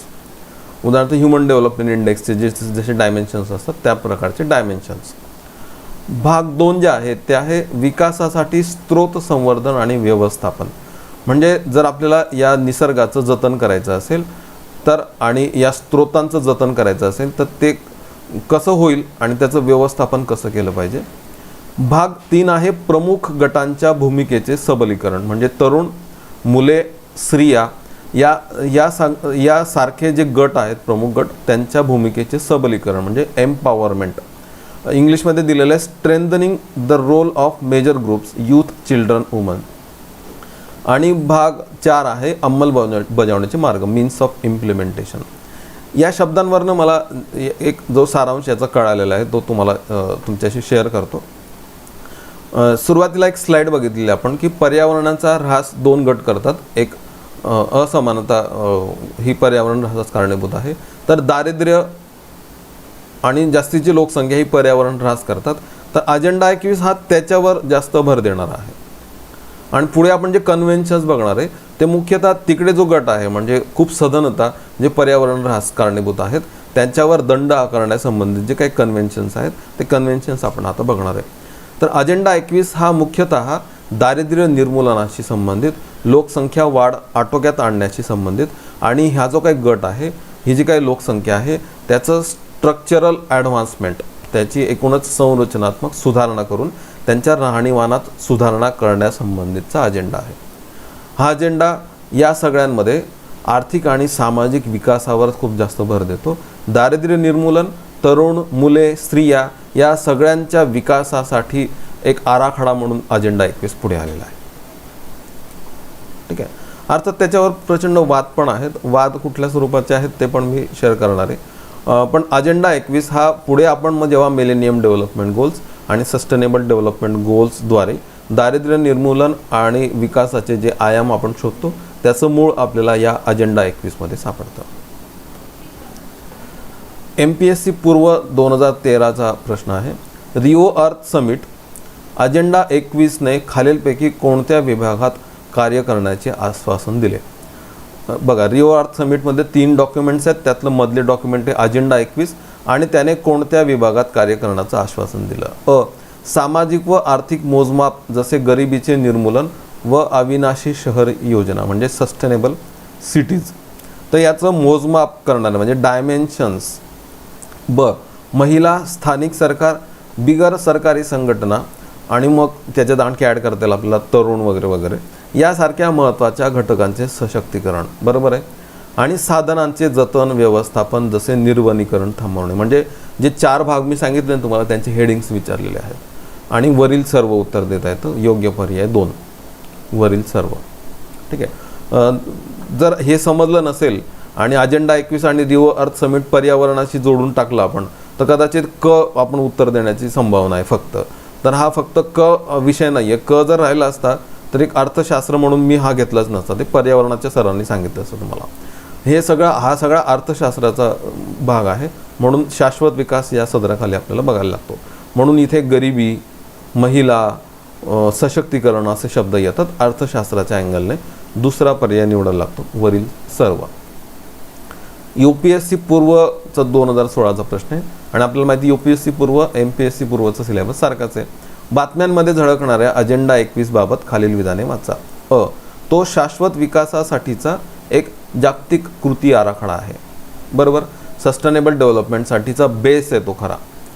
2002 मधील जोहान्सबर्ग येथील वर्ल्ड समिट ऑन सस्टेनेबल डेव्हलपमेंटमध्ये ही संकल्पना उदयास आली नाही. ही त्याच्या पण 10 वर्ष आधी उदयास आलेली 1992च्या अर्थ समिटमध्ये.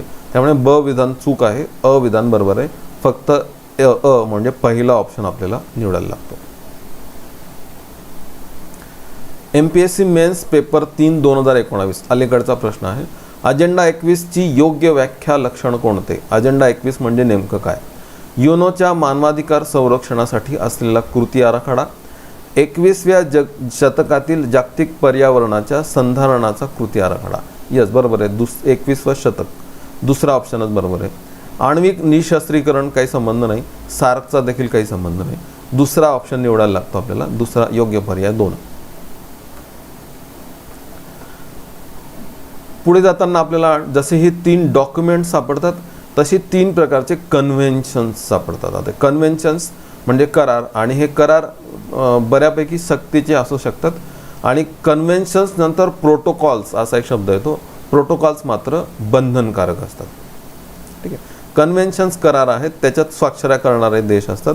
ते मात्र ज्यांनी स्वाक्षऱ्या केल्या त्यांनी ते फॉलो करायला लागतात, पण ते कायदेशीर नसतात. कायदेशीर असणाऱ्यांना प्रोटोकॉल म्हणतात. उदाहरणार्थ क्योटो प्रोटोकॉल. आपण बघूया आता कन्व्हेन्शन्स. कन्व्हेन्शन्स 3 प्रकारच्या कन्व्हेन्शन्सने जन्म दिला रिओ परिषदेने, अर्थ समिटने. पहिलं कन्व्हेन्शन आहे कन्व्हेन्शन ऑन बायोलॉजिकल डायव्हर्सिटी, म्हणजे जैविक जी विविधता आहे त्याच्या संबंधीचं कन्व्हेन्शन. दुसरं कन्व्हेन्शन आहे कन्व्हेन्शन ऑन क्लायमेट चेंज, त्याला आपण UNFCCC म्हणतो. खूप प्रसिद्ध आहे.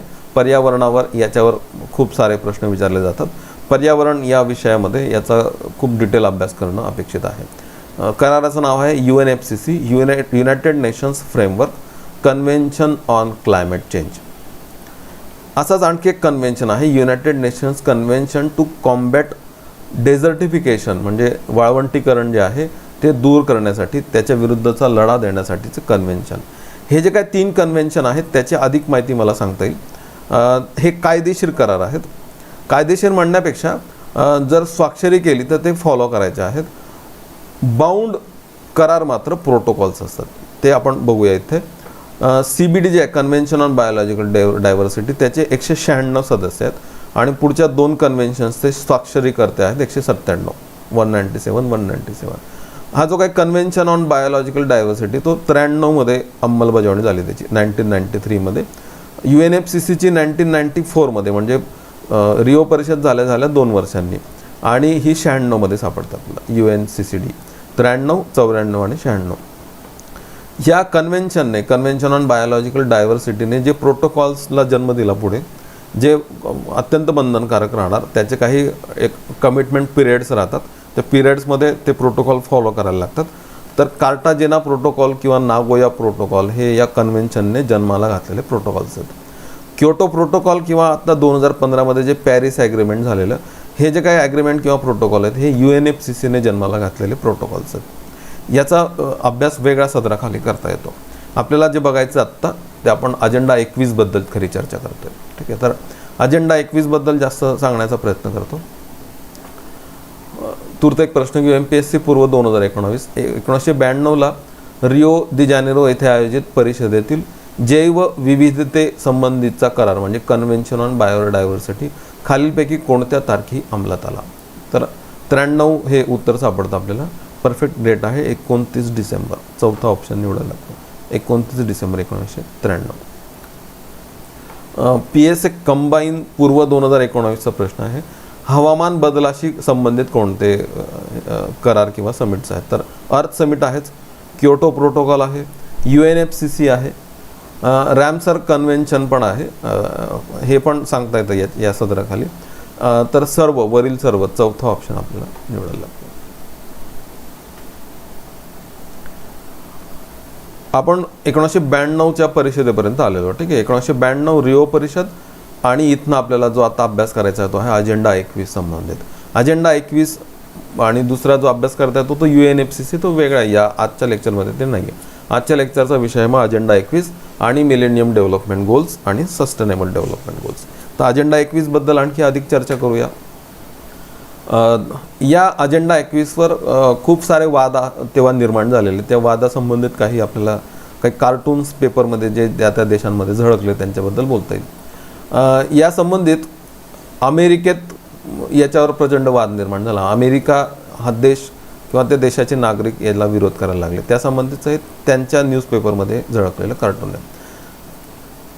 काय म्हणतंय बघा, अजेंडा 21 अमेरिकेचा फ्लॅग आहे आणि it came to take your freedom. म्हणजे ते अमेरिका कदाचित असं म्हणतंय की आपलं जे स्वातंत्र्य आहे ते कदाचित कमी होणार. Wake up and smell the organic free trade coffee America. म्हणजे याच्यातनं अमेरिकेला असं वास येतोय किंवा कळत आहे की एक असा व्यापार होतोय आत्ता की अशा व्यापाराला कदाचित म्हणजे नवीन असं निर्माण होते, काहीतरी असा एक फ्लो निर्माण होते. काय फ्लो निर्माण होते की दारिद्र्य निर्मूलन, अजेंडा 21 राबवण्यासाठी दारिद्र्य निर्मूलन आणि एकूणच हे जे काही मागास गट आहेत त्यांच्या सशक्तीकरणासाठी काहीतरी आता फंडिंग होणार आहे आणि त्या फंडिंगला मग अर्थातच अमेरिका विरोध करणार. त्यामुळे अमेरिकेत या संबंधित विरोध व्हायला सुरुवात झाली अजेंडा 21ला. तर त्या काळातले ही कार्टून्स आहेत त्या या अजेंडा 21वर झळकलेली.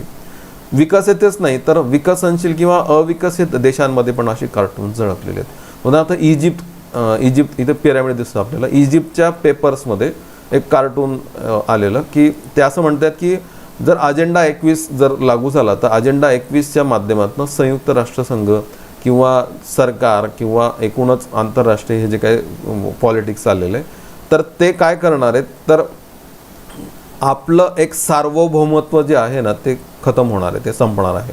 सार्वभौमत्व म्हणजे आपलं सरकार आपले देश आपल्या लोकांना चालवतं किंवा त्यांच्यावर नियंत्रण ठेवतं. यानं काय होणार आहे, हे जे सगळं सार्वभौमत्व आहे ते घालवलं जाणार आणि ह्या सगळ्या नाड्या ज्या आहेत अर्थव्यवस्थेच्या किंवा विकासाच्या त्या सगळ्या संयुक्त राष्ट्रसंघाच्या हातात जातील. असं अविकसित किंवा विकसनशील देशांमधून सुद्धा त्याला विरोध व्हायला सुरुवात झाली. आणखी एक कार्टून जे कॉमन झळकतं की युनायटेड नेशन्स म्हणजे एक प्रकारचा ऑक्टोपस आहे आणि तो एनर्जी किंवा एज्युकेशन किंवा डिपॉप्युलेशन, फायनान्सेस, लँड, वॉटर, फूड असे वेगवेगळे विषय पुढे करून आत्ता तुमचं जे सार्वभौमत्व आहे त्याच्यावर घाला घालणार, त्याच्यावर तो ओव्हरकम करणार अशी पण काही कार्टून झळकलेली. It is all about the control of you by the United nations.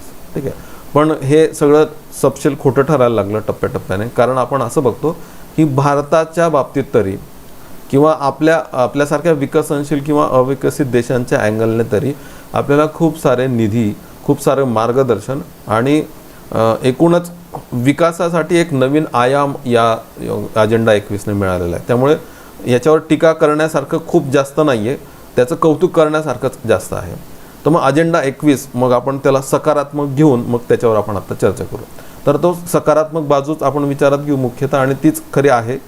तर त्याबद्दल आपण इथे चर्चा करू अजेंडा 21 बद्दल. अजेंडा 21 बाबत चर्चा करण्यासाठी आपण जेव्हा टाईमलाईनमध्ये पुढे सरकण्याचा प्रयत्न करतो तेव्हा आपल्याला 2-3 वर्ष आणखी सापडतात. उदाहरणार्थ 1997चं आहे रिओ +5 परिषद, ती न्यूयॉर्कमध्ये झाली.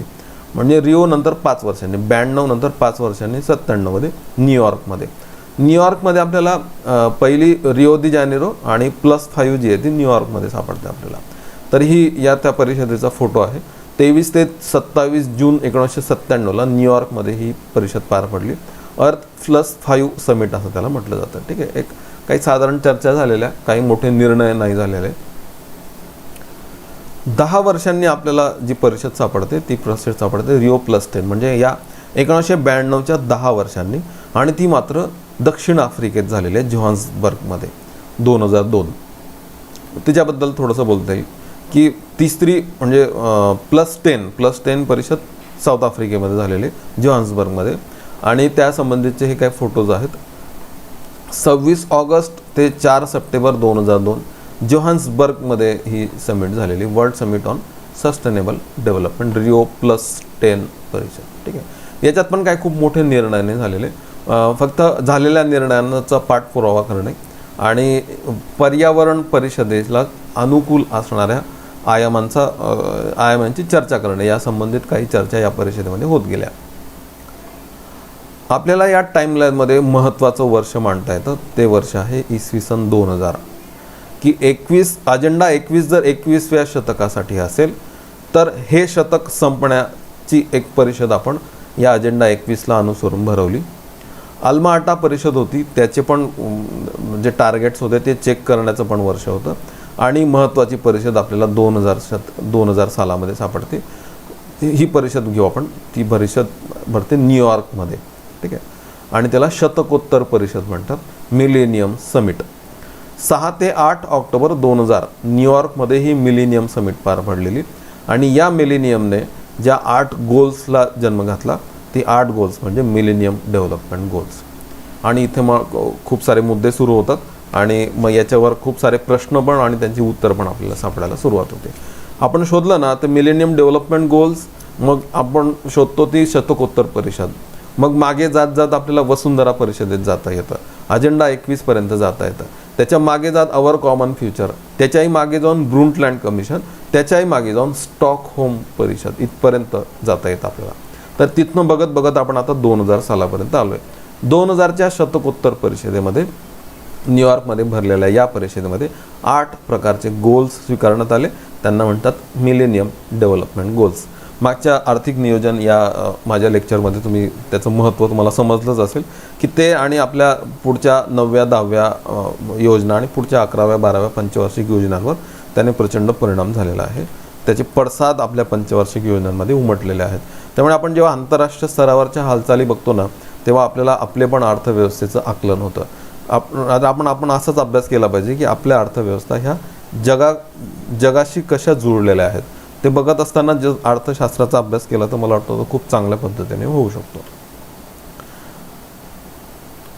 या युनायटेड नेशन्सच्या या 2000च्या परिषदेने मिलेनियम डेव्हलपमेंट गोल्सला जन्म घातला.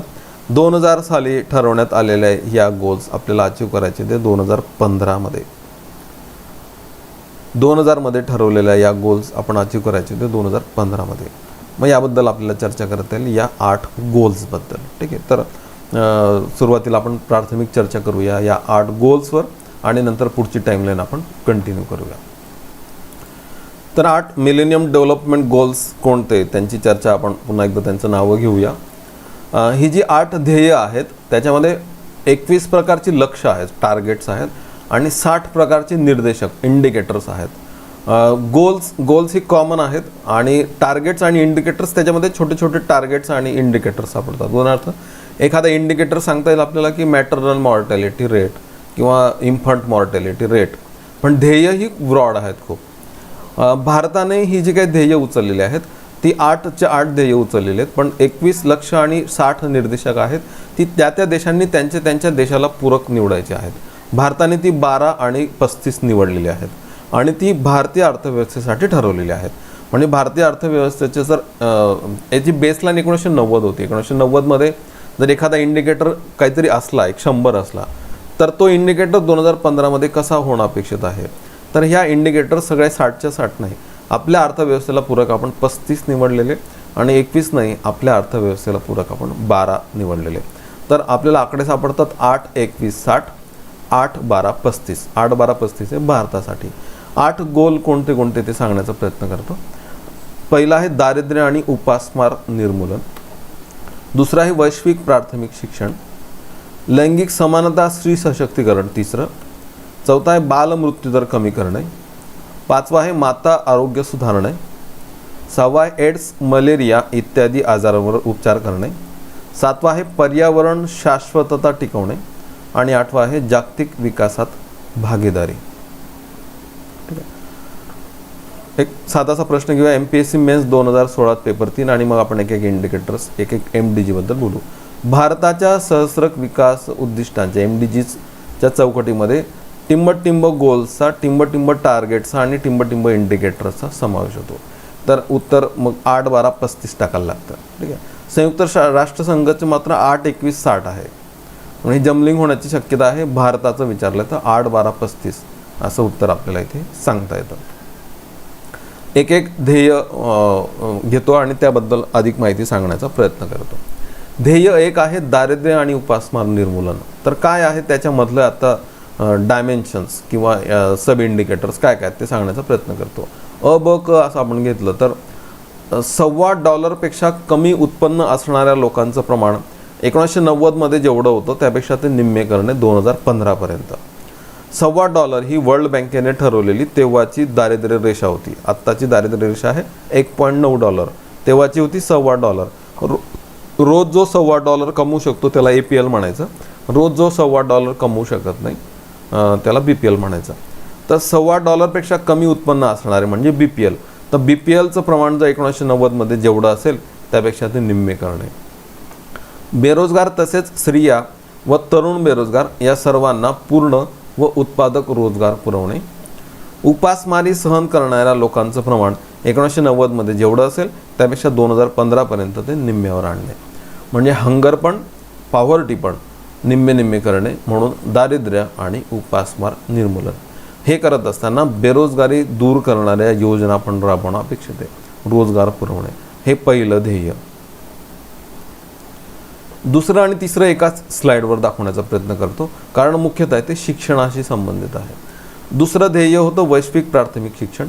जगभरातील मुले तसेच मुलींचे प्राथमिक शिक्षण पूर्ण होईल या दृष्टीने प्रयत्न करणे.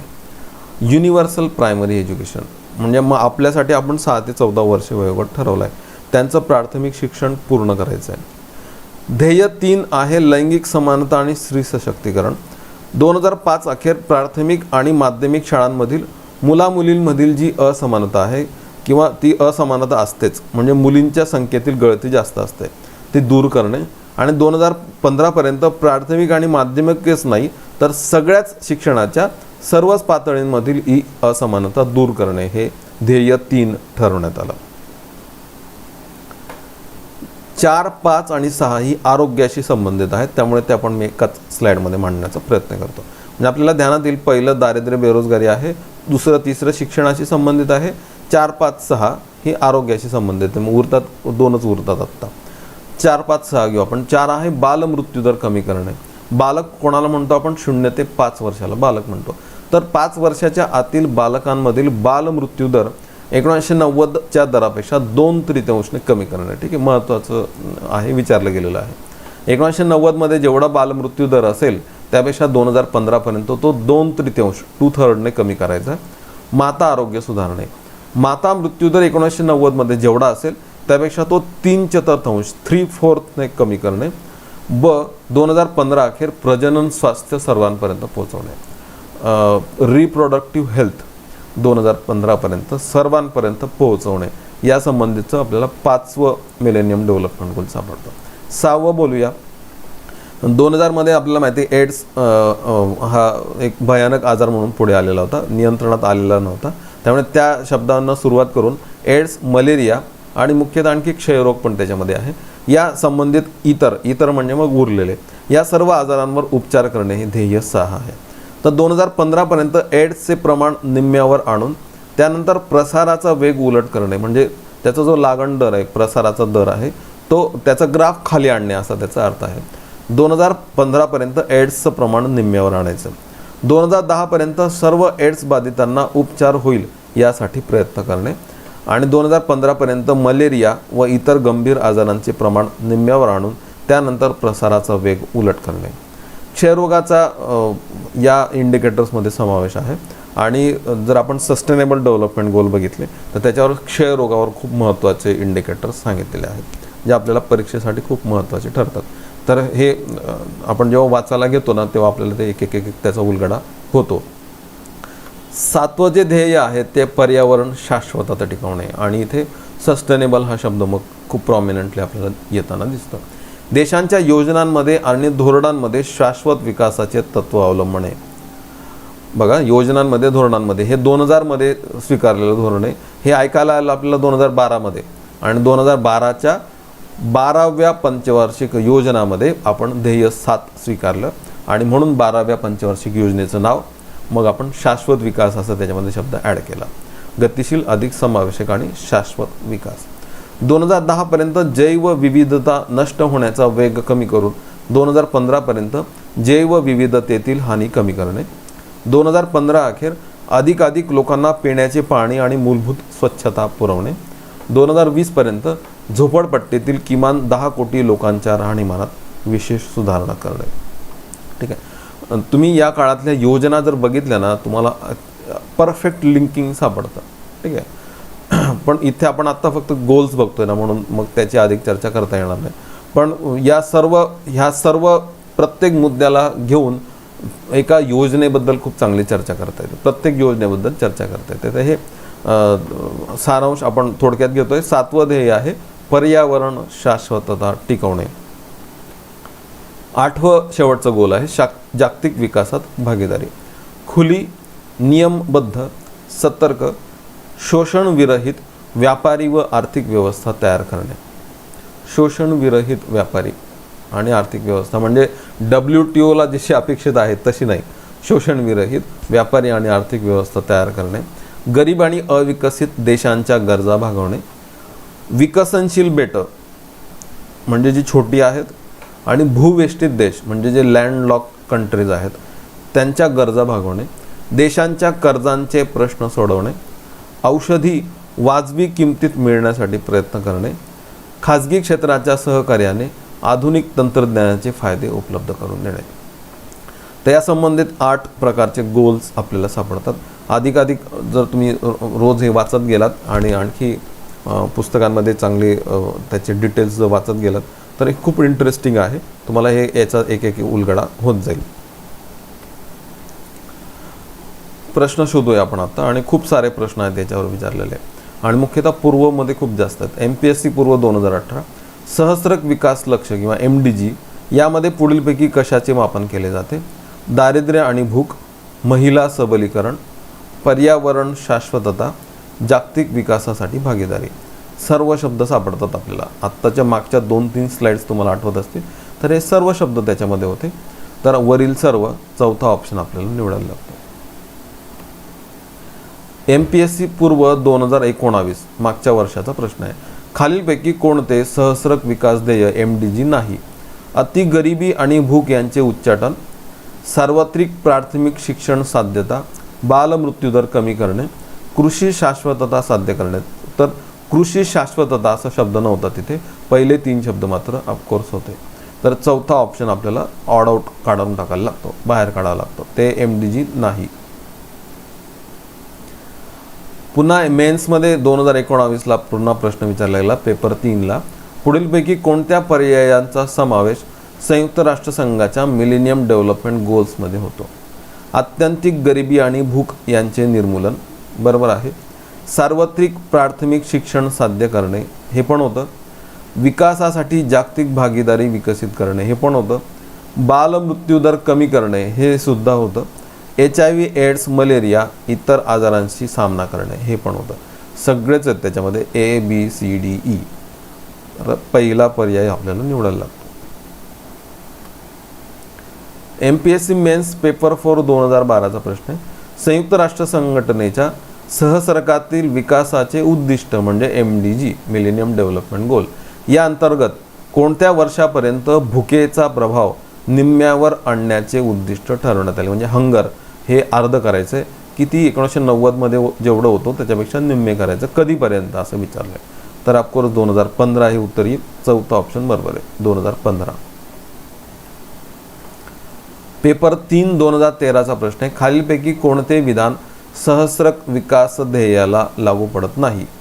गरिबी आणि भूक यांचे निर्मूलन, बरोबर. सार्वत्रिक उच्च शिक्षण मिळवणे, सार्वत्रिक बरोबर आहे पण उच्च चुकलेलं आहे, प्राथमिक पाहिजे होतं. अजून आपली एवढीच कॅपॅसिटी आहे की प्राथमिक शिक्षण सगळ्यांना मोफत आणि सक्तीचं आणि उपयुक्त आणि योग्य पुरवणे. तर उच्च नाही आहे, ब चुकलेलं आहे. क बालमृत्यूचे प्रमाण कमी करणे, आरोग्यपूर्ण मातृत्व म्हणजेच प्रजनन स्वास्थ्य.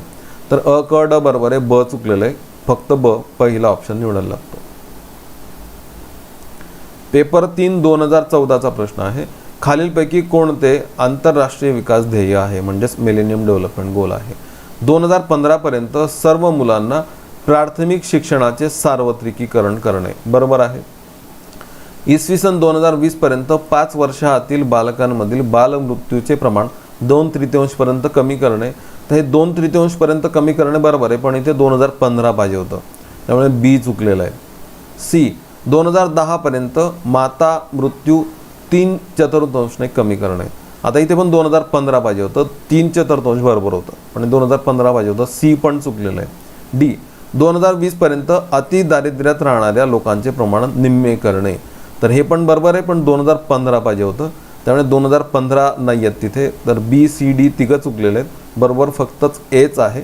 तिसरा ऑप्शन निवडायला लागतो. फक्त 3, फक्त ए किंवा पर्याय 3. फॉरेस्ट मेन्स 2014चा प्रश्न आहे. खालीलपैकी कोणते सहस्रकीय विकासाचे किंवा MDG मिलेनियम डेव्हलपमेंट गोल नाही? वैश्विक प्राथमिक शिक्षण प्राप्ती साध्य करणे, लोकसंख्या वाढीच्या वेगात घट साध्य करणे. तर लोकसंख्या वाढ हे अजेंडा 21 मध्ये आहे, पण मिलेनियम डेव्हलपमेंट गोलमध्ये नाही आहे, त्यामुळे दुसरा ऑप्शन वगळायला लागतो. मातेचे आरोग्य सुधारणे आहे, पर्यावरण शाश्वत विकासाची खात्री करणे आहे. 1, 3, 4 बरोबर आहे, दुसरा ऑप्शन चुकीचा आहे. तर खूप सारे प्रश्न विचारले गेलेले आहेत आणि पूर्व परीक्षा म्हटले की याच्यावर प्रश्न येणारच, त्यामुळे हे 8 मिलेनियम डेव्हलपमेंट गोल्स व्यवस्थित करायचे आहेत. ते सॉर्ट केले तर खूप चांगले आणखी लक्षात राहू शकतात. 2012 मध्ये Rio+20 परिषद झाली, ठीक आहे, आणि इथे थोडासा मार्ग आणखी बदलला आणि आणखी काही नवनवीन संकल्पना आपल्याला मग इथे बघायला मिळतात. Rio+20, ठीक आहे, त्याच्याबद्दल आपण चर्चा करूया. Rio+20 परत रिओमध्येच झालेली, रिओ दि जानेरोमध्ये, ठीक आहे. म्हणजे आपल्याला सापडेल की रिओ परिषद रिओमध्ये झाली. Rio+10 ही दक्षिण आफ्रिकेत झालेली, Rio+20 परत रिओमध्येच झालेली आहे. तर मग Rio+20 बद्दल आपण चर्चा करू आता, ठीक आहे. तर Rio+20 याच्यामध्ये आपल्याला जे काही शब्द सापडतात ते आपण इथे शोधण्याचा प्रयत्न करणार आहे. Rio+20 ही जी काही परिषद आहे त्याच्याविषयी आपल्याला त्याचे चर्चेचे विषय जे आहेत ना ते मी इथे सांगण्याचा प्रयत्न करतो. तर समुद्र आणि जल हे त्याचे विषय आहेत.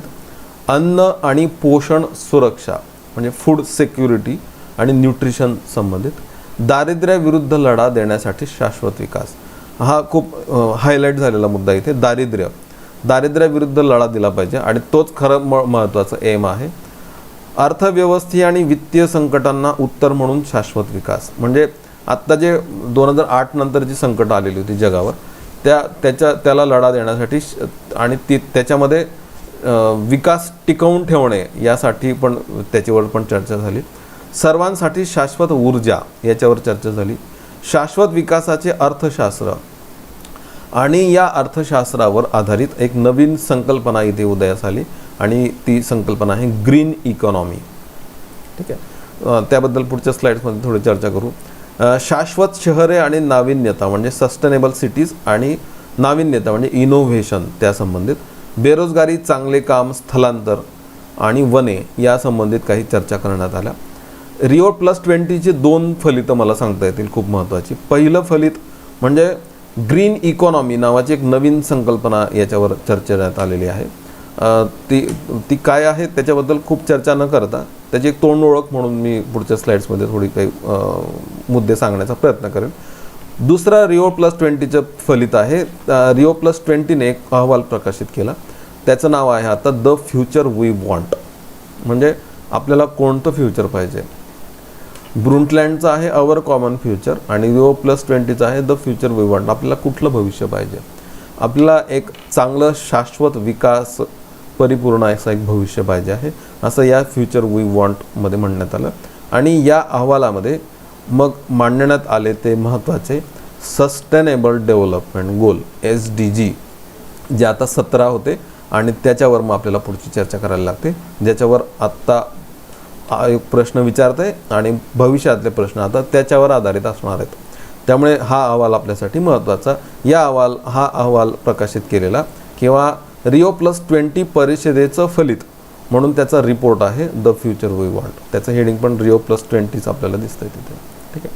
तर 2 मी जे मुद्दे सांगितले 2 महत्त्वाच्या संकल्पनांना जन्म दिला. एक सस्टेनेबल डेव्हलपमेंट गोल्स किंवा फ्युचर वी वॉन्ट आणि ग्रीन इकॉनॉमी.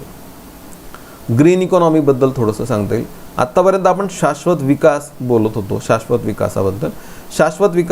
शाश्वत विकासामध्ये आपण काय करतो तर पर्यावरणाला अनुकूल असं राहणीमान, नंतर जे नॅचरल रिसोर्सेस आहेत, नॅचरल जे कॅपिटल आहेत ते, त्याला आपण मानवी भांडवल म्हणजे ह्युमन कॅपिटल आणि हे जे काही माणसं आहेत, ही जी लोक आहेत, त्यांचा चांगल्या राहणीमानासाठी प्रयत्न करणे, दारिद्र्य निर्मूलन करणे आणि त्यांच्यासाठी एकूणच सबलीकरण, सशक्तीकरण करणे, हे अजेंडा 21नं शिकवलेलं आपल्याला.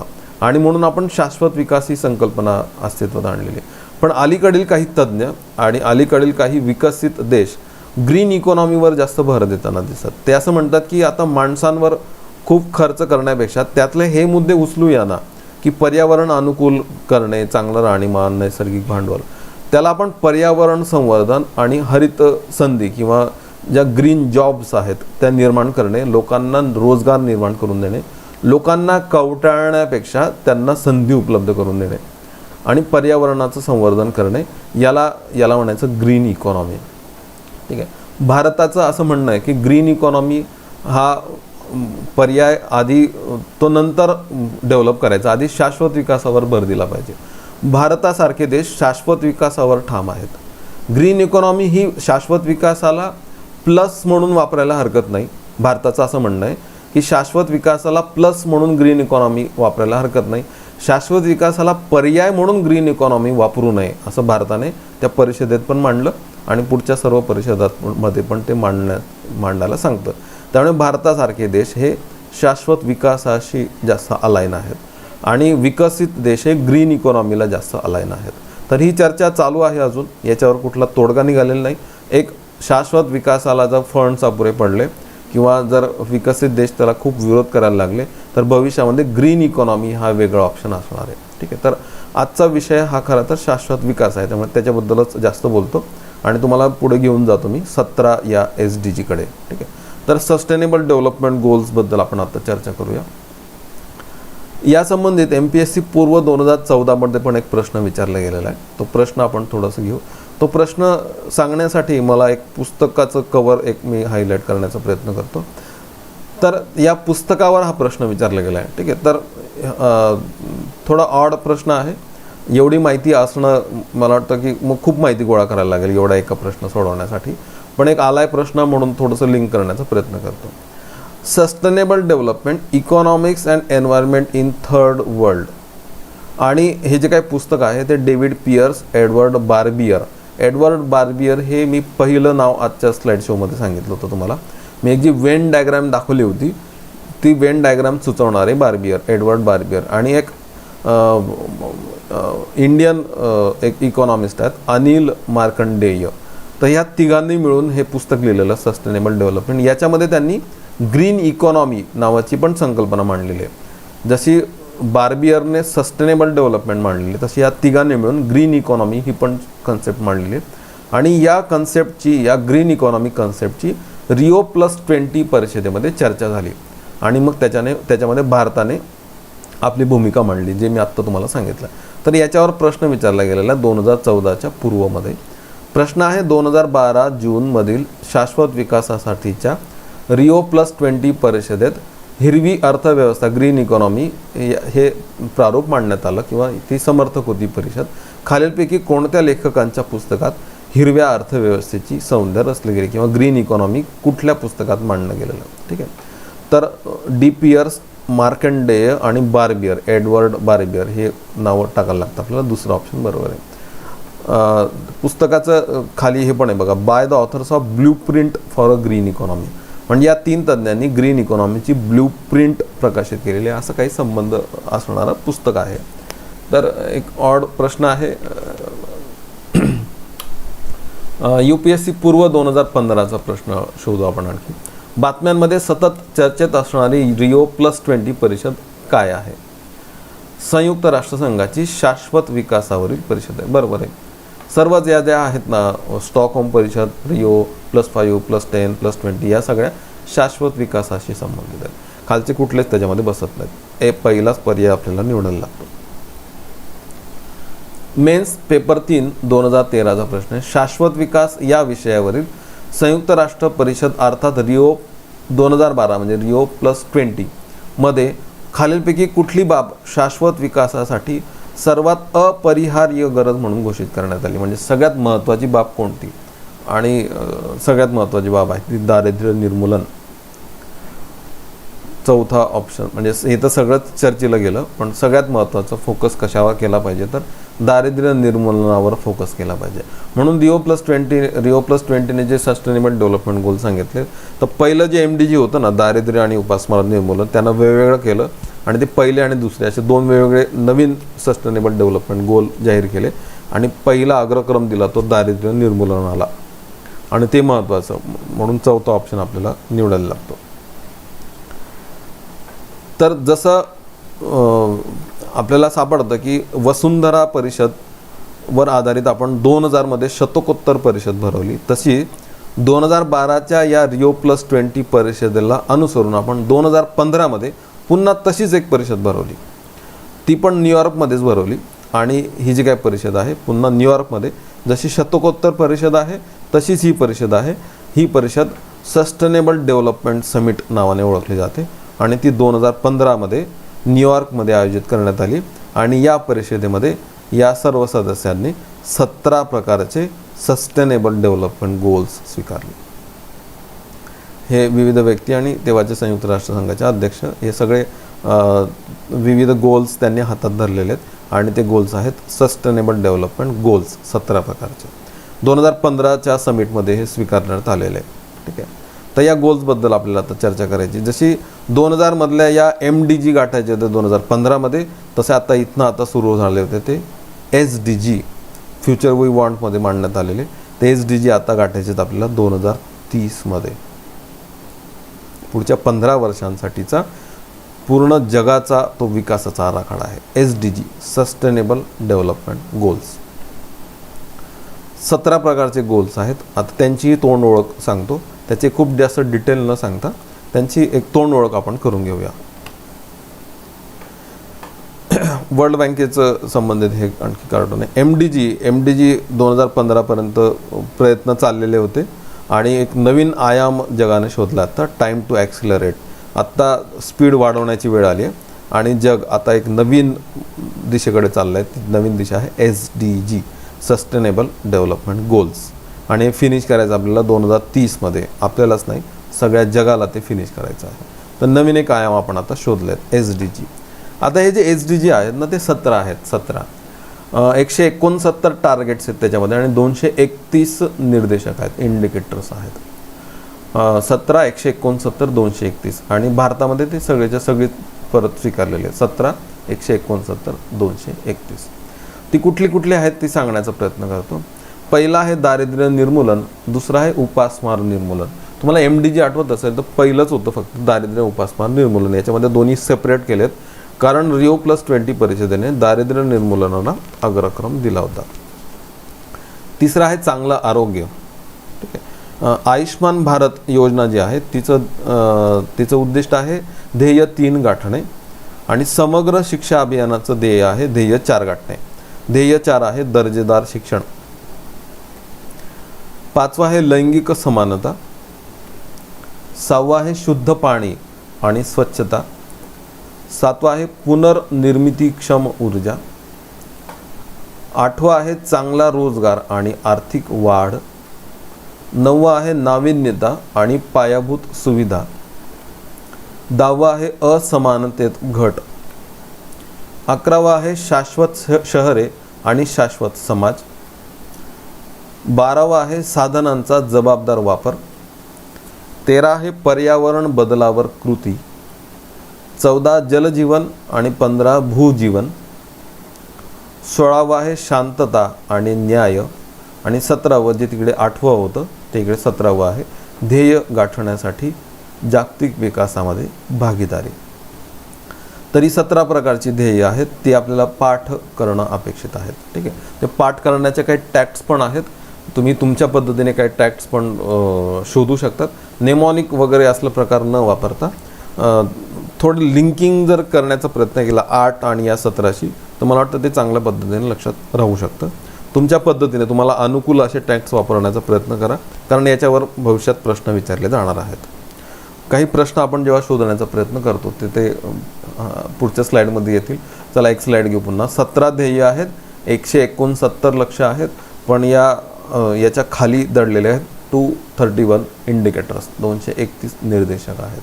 ही 17 ध्येय आपल्याला लक्षात ठेवायची आहेत आणि प्रश्न कसे विचारले जातात बघा आता की SDGचे जोड्या लावा मेन्स पेपर 3 2017 16वं 13वं 15वं आणि 9वं कोणते आणि जोड्या लावा. त्यात आपण काही इथे लावत बसणार नाही, पण 17 जी ध्येय आहेत तर तुम्हाला लक्षात ठेवायचे आहेत, ती क्रमाने लक्षात ठेवायची आहेत आणि ती टॅक्स वापरून लक्षात राहतील. UPSC पूर्व 2016चा प्रश्न आहे. सस्टेनेबल डेव्हलपमेंट गोल्स हे सर्वप्रथम 1972 मध्ये क्लब ऑफ रोम या विचारतज्ञांच्या गटामार्फत मांडण्यात आले होते. आता असा क्लब ऑफ रोम आहे काहीतरी, पण SDG याचा आणि त्यांचा काही खूप थेट कुठलाच संबंध नाही आहे. SDG हे सर्वप्रथम 2012च्या Rio+20 मध्ये मांडण्यात आले होते आणि ते इव्हॉल्व्ह झालेले आहेत आणि न्यूयॉर्कच्या परिषदेमध्ये स्वीकारण्यात आले आहेत. विधान चूक आहे बऱ्याच अँगल्सने. ब विधान आहे शाश्वत विकास ध्येय 2030 अखेर गाठवायचे आहेत. सस्टेनेबल डेव्हलपमेंट गोल 2030 मध्ये बरोबर आहे, फक्त ब विधान बरोबर आहे, दुसरा ऑप्शन आपल्याला निवडायला लागतो. MPSC मेन्स पेपर 4 2018चा प्रश्न पुन्हा.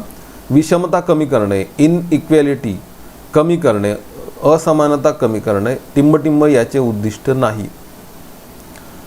तर MDG SDG तर आहे ना, MDGचा आहे, SDGचा आहे. नियोजन उद्दिष्ट आहे, आपल्या नियोजनाचं पण होतं. जागतिक व्यापार संघटनेचा आणि विषमतेचा काही संबंध नाही. उलट जागतिक व्यापार संघटना विषमता वाढवणार. तर डी नाही आहे याच्यामध्ये, तर डी दुसरा ऑप्शन निवडायला लागतो डी.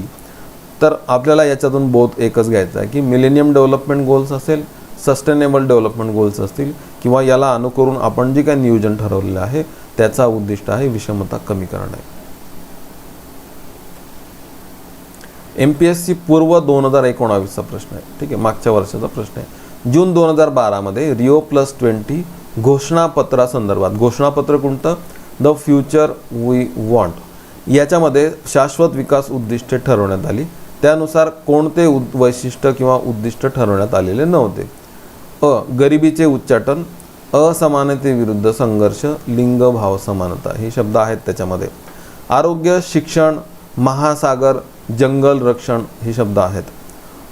अविरत विकासासाठी जागतिक भागीदारी, पाठपुरावा, समीक्षासाठी प्रभावी संरचना विकास आहे 17वं होत आहे. अतिरेकी संघटनावर बंदी आणि परआक्रमणावर बंदी, तर हे नाही आहे त्याच्यामध्ये, ड नाही आहे, ड वगळायला लागतं, तिसरं ऑप्शन वगळायला लागतं. मेन्स 2019 पेपर 3 सस्टेनेबल डेव्हलपमेंट विकासाची 2030ची कार्यक्रम पत्रिका संयुक्त राष्ट्राच्या सदस्य देशांनी 2015 मध्ये स्वीकृत केली, ज्याद्वारे लोकांसाठी शांतता आणि समृद्धीसाठी मार्गदर्शक तत्त्वे दिली आहेत. यात 17 टिकाऊ विकास ध्येय, आता टिकाऊ हा शब्द नाही परफेक्ट ॲक्च्युली, त्याच्यासाठी शाश्वत पाहिजे होता. शाश्वत विकास ध्येय सस्टेनेबल डेव्हलपमेंट गोल्स अंतर्भूत आहेत.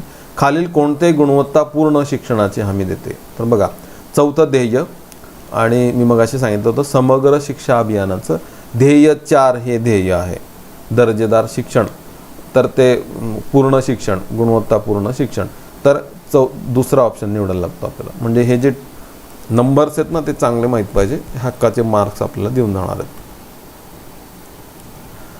आपण साधारणतः हे लेक्चरच्या एंडपर्यंत आलेलो आहोत. आता सस्टेनेबल डेव्हलपमेंट इंडिकेटर्स थोडंसं सांगण्याचा प्रयत्न करतो.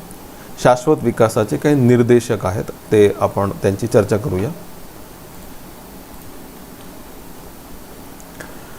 GDP आणि ग्रीन GDP मध्ये काय फरक आहे तर थोडक्यात इथे आपल्याला थोडी प्राथमिक चर्चा करता येईल. GDP म्हणजे अर्थातच एखाद्या भौगोलिक सीमेच्या आत आपण उत्पादित केलेल्या ज्या वस्तू आणि सेवा आहेत अंतिम, त्यांचं मूल्य आपण जेव्हा कॅल्क्युलेट करतो तेव्हा आपण त्याला GDP म्हणतो.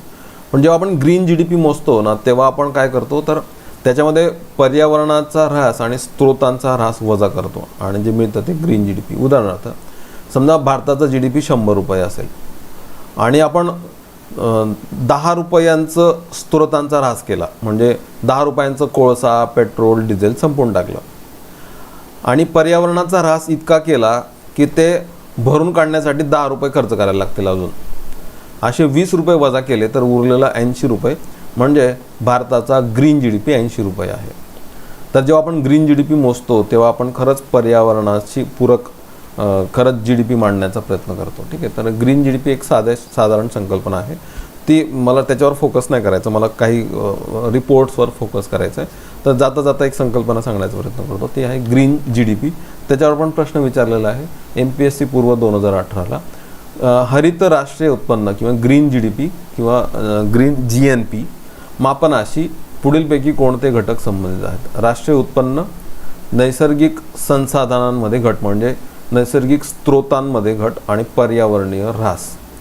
सगळंच होतं त्या सूत्रामध्ये, तिन्हीच्या तिन्ही निवडायला लागतात. रादर GDP मायनस नैसर्गिक संसाधनांमधील घट मायनस पर्यावरणीय ऱ्हास इज इक्वल टू हरित राष्ट्रीय उत्पन्न GNI असं त्याचं उत्तर आहे.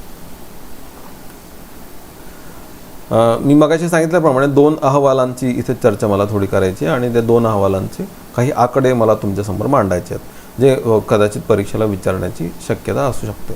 पहिला आहे सस्टेनेबल डेव्हलपमेंट रिपोर्ट 2020 आणि हा संयुक्त राष्ट्रसंघानेच बनवलेला रिपोर्ट आहे आणि केम्ब्रिज युनिव्हर्सिटीने प्रकाशित केलेला अहवाल आहे. Sustainable development report 2020. तर जे जगातले जे विविध देश आहेत, ते जे काही देश आहेत त्यांनी त्यांचे डेव्हलपमेंट गोल्सवर कुठपर्यंत ते आलेले आहेत आता, कारण 2015मध्ये जर स्वीकारले तर 5 वर्ष उलटून गेलेले आहेत आता. आणि पुन्हा आपण आता कोविड-19ला फेस करतो गेल्या 7-8 महिन्यापासून, तर ते पण शब्द त्याच्यामध्ये सापडतात आपल्याला, the Sustainable Development Goals and कोविड-19. आणि या 2020चा हा जो काही रिपोर्ट आहे त्यात तो रिपोर्ट आपल्याला बघायचा. दुसरा रिपोर्ट बघायचा नीती आयोगाने प्रकाशित केलेला SDG इंडिया इंडेक्स नावाचा. तर ह्या अहवालाबद्दल बोलतो आधी. पहिला अहवाल संयुक्त राष्ट्रसंघाचा. याच्या आधी पण काही अहवाल आहेत, ते पण तुम्हाला बघायला लागतील. मी थोडा करंट अहवालाबद्दलच इथे थोडीशी बोलतोय. जो रिपोर्ट आहे 2020चा, त्याच्यामध्ये भारताचा जो निर्देशांक आहे हा 61.9 वरतो, 61.9. ठीक आहे, तर हा आकडा पण थोडा लक्षात ठेवा.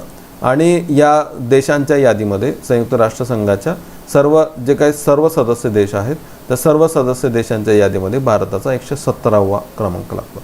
हे 2 आकडे तुर्तात लक्षात ठेवा आपण.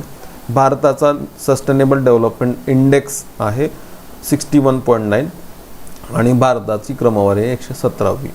आणि जे 17च्या 17 जे निर्देशक आहेत त्याच्यामध्ये भारताची परिस्थिती कशी आहे ते काही ॲरोजने दाखवण्याचा प्रयत्न केलेला आहे. उदाहरणार्थ जर ग्रीन ॲरो असेल असं वर जाणारा, तर तो आहे ऑन ट्रॅक अचिव्हमेंट, म्हणजे आपण ट्रॅकवर आहोत, आपण जे ठरवलेले ते बाबतीमध्ये आपण ट्रॅकवर आहोत. किंवा जर रेड असेल तर डिक्रीजिंग, म्हणजे आपण ट्रॅकच्या बाहेर चाललेलो आहोत. तर या संबंधित काही विविध निदर्शक मोजून हा अहवाल प्रकाशित झालेला आहे. तर 2 आकडे मी तुम्हाला लक्षात ठेवायला सांगितले. आत्ता मी सांगणार आहे तो भारताच्या नीती आयोगाच्या इंडेक्सबद्दल. तर एक प्राथमिक 2-3 चर्चा करता येईल. हा इंडेक्स भारताने 2018मध्ये मांडलेला आहे. 2018चा नीती आयोगाने भारतासाठी हा निर्देशांक विकसित केला आहे 2018मध्ये. आणि दुसरा रिपोर्ट येतो तो 2019-20 साठीचा. ठीक आहे, तर बेसलाईन 2018ची आहे, आत्ताचा रिपोर्ट 2019-20चा आहे. मी 2019-20चे आकडे तुमच्यासमोर मांडण्याचा प्रयत्न करतो. इथे जे लोगोज किंवा याचं जे हेडिंग फ्रंट आहे ना, त्याच्यामध्ये आपल्याला सापडतं हे जे गोल्स आहेत ते मधनं बाहेर मांडण्याचा प्रयत्न केला. मी आत्ता जे आयकॉन्स दाखवलेत तुम्हाला, ते सगळे आयकॉन्स इथे सापडतात आपल्याला सगळे. तर हे जे काय SDG इंडिया रिपोर्ट आहे ते रिपोर्टचा सारांश सांगण्याचा प्रयत्न करतो. या नकाशावरनं हा सारांश आपल्याला थोडासा कळतो. हा जो इंडेक्स नीती आयोगाने डेव्हलप केलेला आहे त्याचं मूल्य 0 ते 100 आहे. 0 ते 49 ज्यांचा निर्देशांक आहेत ते राज्य किंवा केंद्रशासित प्रदेश ॲस्पिरंट म्हणून ओळखले जातील. ॲस्पिरंट म्हणजे महत्त्वाकांक्षी, म्हणजे असे राज्य किंवा केंद्रशासित प्रदेश ज्याच्यावर लक्ष देणं महत्त्वाचं आहे, जे हाय अलर्ट असे म्हणून ओळखले जातील. पण सुदैवाने कुठलंच राज्य आणि कुठलेच केंद्रशासित प्रदेश हे ॲस्पिरंट नाही आहे. जसं ॲस्पिरंट नाही आहे तसं अचिव्हर पण कोणीच नाही आहे. ज्याचा निर्देशांक 100च्या 100 भरेल त्याला अचिव्हर म्हणायचं, तो ब्ल्यूने दर्शवला जाईल. तर अचीव पण काही कोणी केलेलं नाही आहे. येलो कलरमध्ये जे आहेत ते आहेत परफॉर्मर, ज्यांचा 50 ते 61 निर्देशांक आहेत. परफॉर्मर म्हणजे जे गतीत आहेत, जे परफॉर्म करतायत पण अजूनही त्यांच्यामध्ये अपेक्षित आहे विकास, येलो कलर्समध्ये. आणि जे ग्रीन कलर्समध्ये दाखवलेले ते मात्र फ्रंट रनर आहेत, ते खूप आघाडीवर आहेत. 65 ते 99 या गतीमध्ये ते आहेत. ठीक आहे, तरी ही जी काही गती आहे त्या गतीबद्दल मी सांगण्याचा प्रयत्न करतो. सॉरी, ते 61 झालं होतं, ते 64 पाहिजे. ठीक आहे, 50 ते 64. फ्रंट रनर ग्रीन कलरने दाखवलं ते 65 ते 99. तर फ्रंट रनरमध्ये एक महत्त्वाची बाब आपल्याला जी सापडते, तर सर्व साऊथचे जे स्टेट्स आहेत आणि प्लस सिक्कीम आणि हिमाचल प्रदेश. ठीक आहे, आय रिपीट, सर्व साऊथचे सगळे स्टेट्स, सिक्कीम आणि हिमाचल प्रदेश हेच फक्त फ्रंट रनर आहेत. म्हणजे यांचे सस्टेनेबल डेव्हलपमेंट गोल्स अचीव करण्याची जी प्रगती आहे किंवा त्याबाबत जे काही नियोजन तिथे चाललेलं आहे त्या बाबतीमध्ये ते फ्रंट रनर आहेत. महाराष्ट्र, गुजरात आपण फक्त विकसित म्हणतो, पण खरंच विकासाचे निर्देशांक आपण शोधण्याचा प्रयत्न केला तर मग नाराज करणारे आकडे आपल्याला समोर दिसतात. यावर आधारित जेव्हा आपण काही आकडे शोधतो ना, तर भारताचा निर्देशांक 60 आहे. ठीक आहे, म्हणजे स्वतः इंडियाच रनर आहे, म्हणजे तो अचिव्हर नाही. इंडियामधले हे आपण विविध स्टेट्स मांडण्याचा प्रयत्न केला तर वर स्टेट्स आणि खाली आपण युनियन टेरिटरीज मांडण्याचा प्रयत्न करू. तर केरळ अर्थातच आघाडीवर आहे. केरळ 70, हिमाचल प्रदेश, आंध्र प्रदेश, तामिळनाडू, तेलंगण, कर्नाटक, गोवा आणि एक नॉर्थचे स्टेट मग सिक्कीम.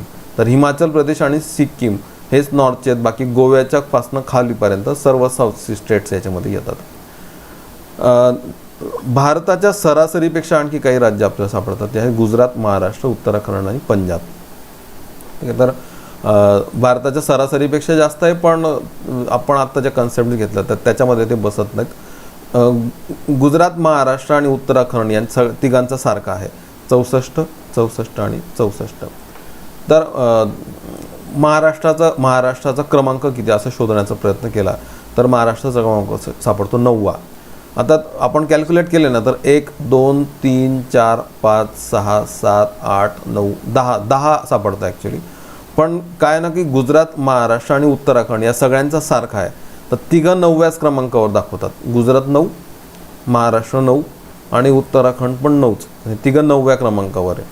मग 10 आणि 11 नाही आहे, मग पंजाब डायरेक्ट 12वंच आहे.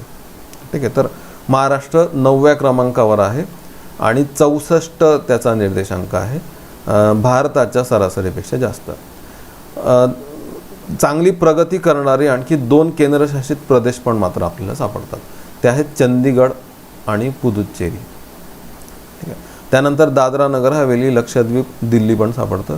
जम्मू काश्मीर आणि लडाख हे पण याच्यातच टाकलेले आहेत आत्ता या निर्देशांकामध्ये, केंद्रशासित प्रदेशमध्ये ते 60च्या पण खाली सापडतात आपल्याला. तर महत्त्वाचं मी सांगितलं की साऊथचे स्टेट्स, हिमाचल प्रदेश आणि सिक्कीम ॲड करून हे सगळे आघाडीवर आहेत. महाराष्ट्र 9व्या क्रमांकावर आहे. तर SDG इंडिया पहिले 3 सांगतो, केरळ, हिमाचल प्रदेश, आंध्र प्रदेश. तर यावरनं आपण नीती आयोगाने विकसित केलेल्या या निर्देशांकामध्ये भारत कुठे आहे ते पण मी तुम्हाला सांगण्याचा प्रयत्न केला आणि विविध स्टेट्स कुठे आहेत ते पण सांगण्याचा प्रयत्न केला. याबाबत अधिक तुम्हाला अभ्यास करायचा असेल तर भाग 2मध्ये 6वं प्रकरण हे शाश्वत विकासाशी संबंधित आहे. शाश्वत विकासाच्या अगदी स्टॉकहोम परिषदेपासनं तर पर्यावरणाचे पण काही मुद्दे म्हणजे पॅरिस परिषदेपर्यंतचे मुद्दे मी कव्हर करण्याचा याच्यात प्रयत्न केला आहे. ठीक आहे, आत्ता मी तुम्हाला जे शिकवलं त्याबद्दल अधिक चर्चा आणि आणखी चांगली डिटेल्ड माहिती प्रश्नांसकट तुम्हाला या शाश्वत विकास प्रकरणात सापडेल. इथे पण QR कोड्स आहेत, ते स्कॅन करून तुम्हाला अधिकची माहिती मिळेल. पुन्हा एक सूचना देण्याचा प्रयत्न करतो. टेलिग्राम चॅनल आहे किरण देसले इकॉनॉमिक्स या नावाने, तर तुम्ही जरूर याला भेट द्या, याला जॉईन करा. मला जे रिपोर्ट्स तुम्हाला शेअर करायचे आहेत, आत्ता मी जे सांगितले ना की सस्टेनेबल डेव्हलपमेंट रिपोर्ट 2020 किंवा नीती आयोगाचे रिपोर्ट्स, तर हे सगळ्या रिपोर्ट्सचे लिंक्स किंवा हे रिपोर्ट्स मी या टेलिग्राम चॅनलवर तुमच्यासाठी शेअर करतो. आणि या संबंधित या प्रकरणाशी संबंधित आणखी काही माहिती, काही लिंक्स पण मी या टेलिग्राम चॅनलवर नक्कीच शेअर करणार आहे. तर तुम्ही या चॅनलला नक्की भेट द्या. पुन्हा सांगतो, चॅनलचं नाव आहे किरण देसले इकॉनॉमिक्स. तर आज इथेच थांबूया आपण. सस्टेनेबल डेव्हलपमेंट या टॉपिक मी घेण्याचा प्रयत्न केला. राज्यसेवा पूर्व परीक्षा जवळ आहे आणि त्या पूर्व परीक्षेला अनुसरून हे माझं शेवटचं या सदरातलं लेक्चर होतं. तर आपण हे लेक्चर समजून घेतलं त्याबद्दल सर्वांचे आभार. थांबूया आपण. Thank you so much.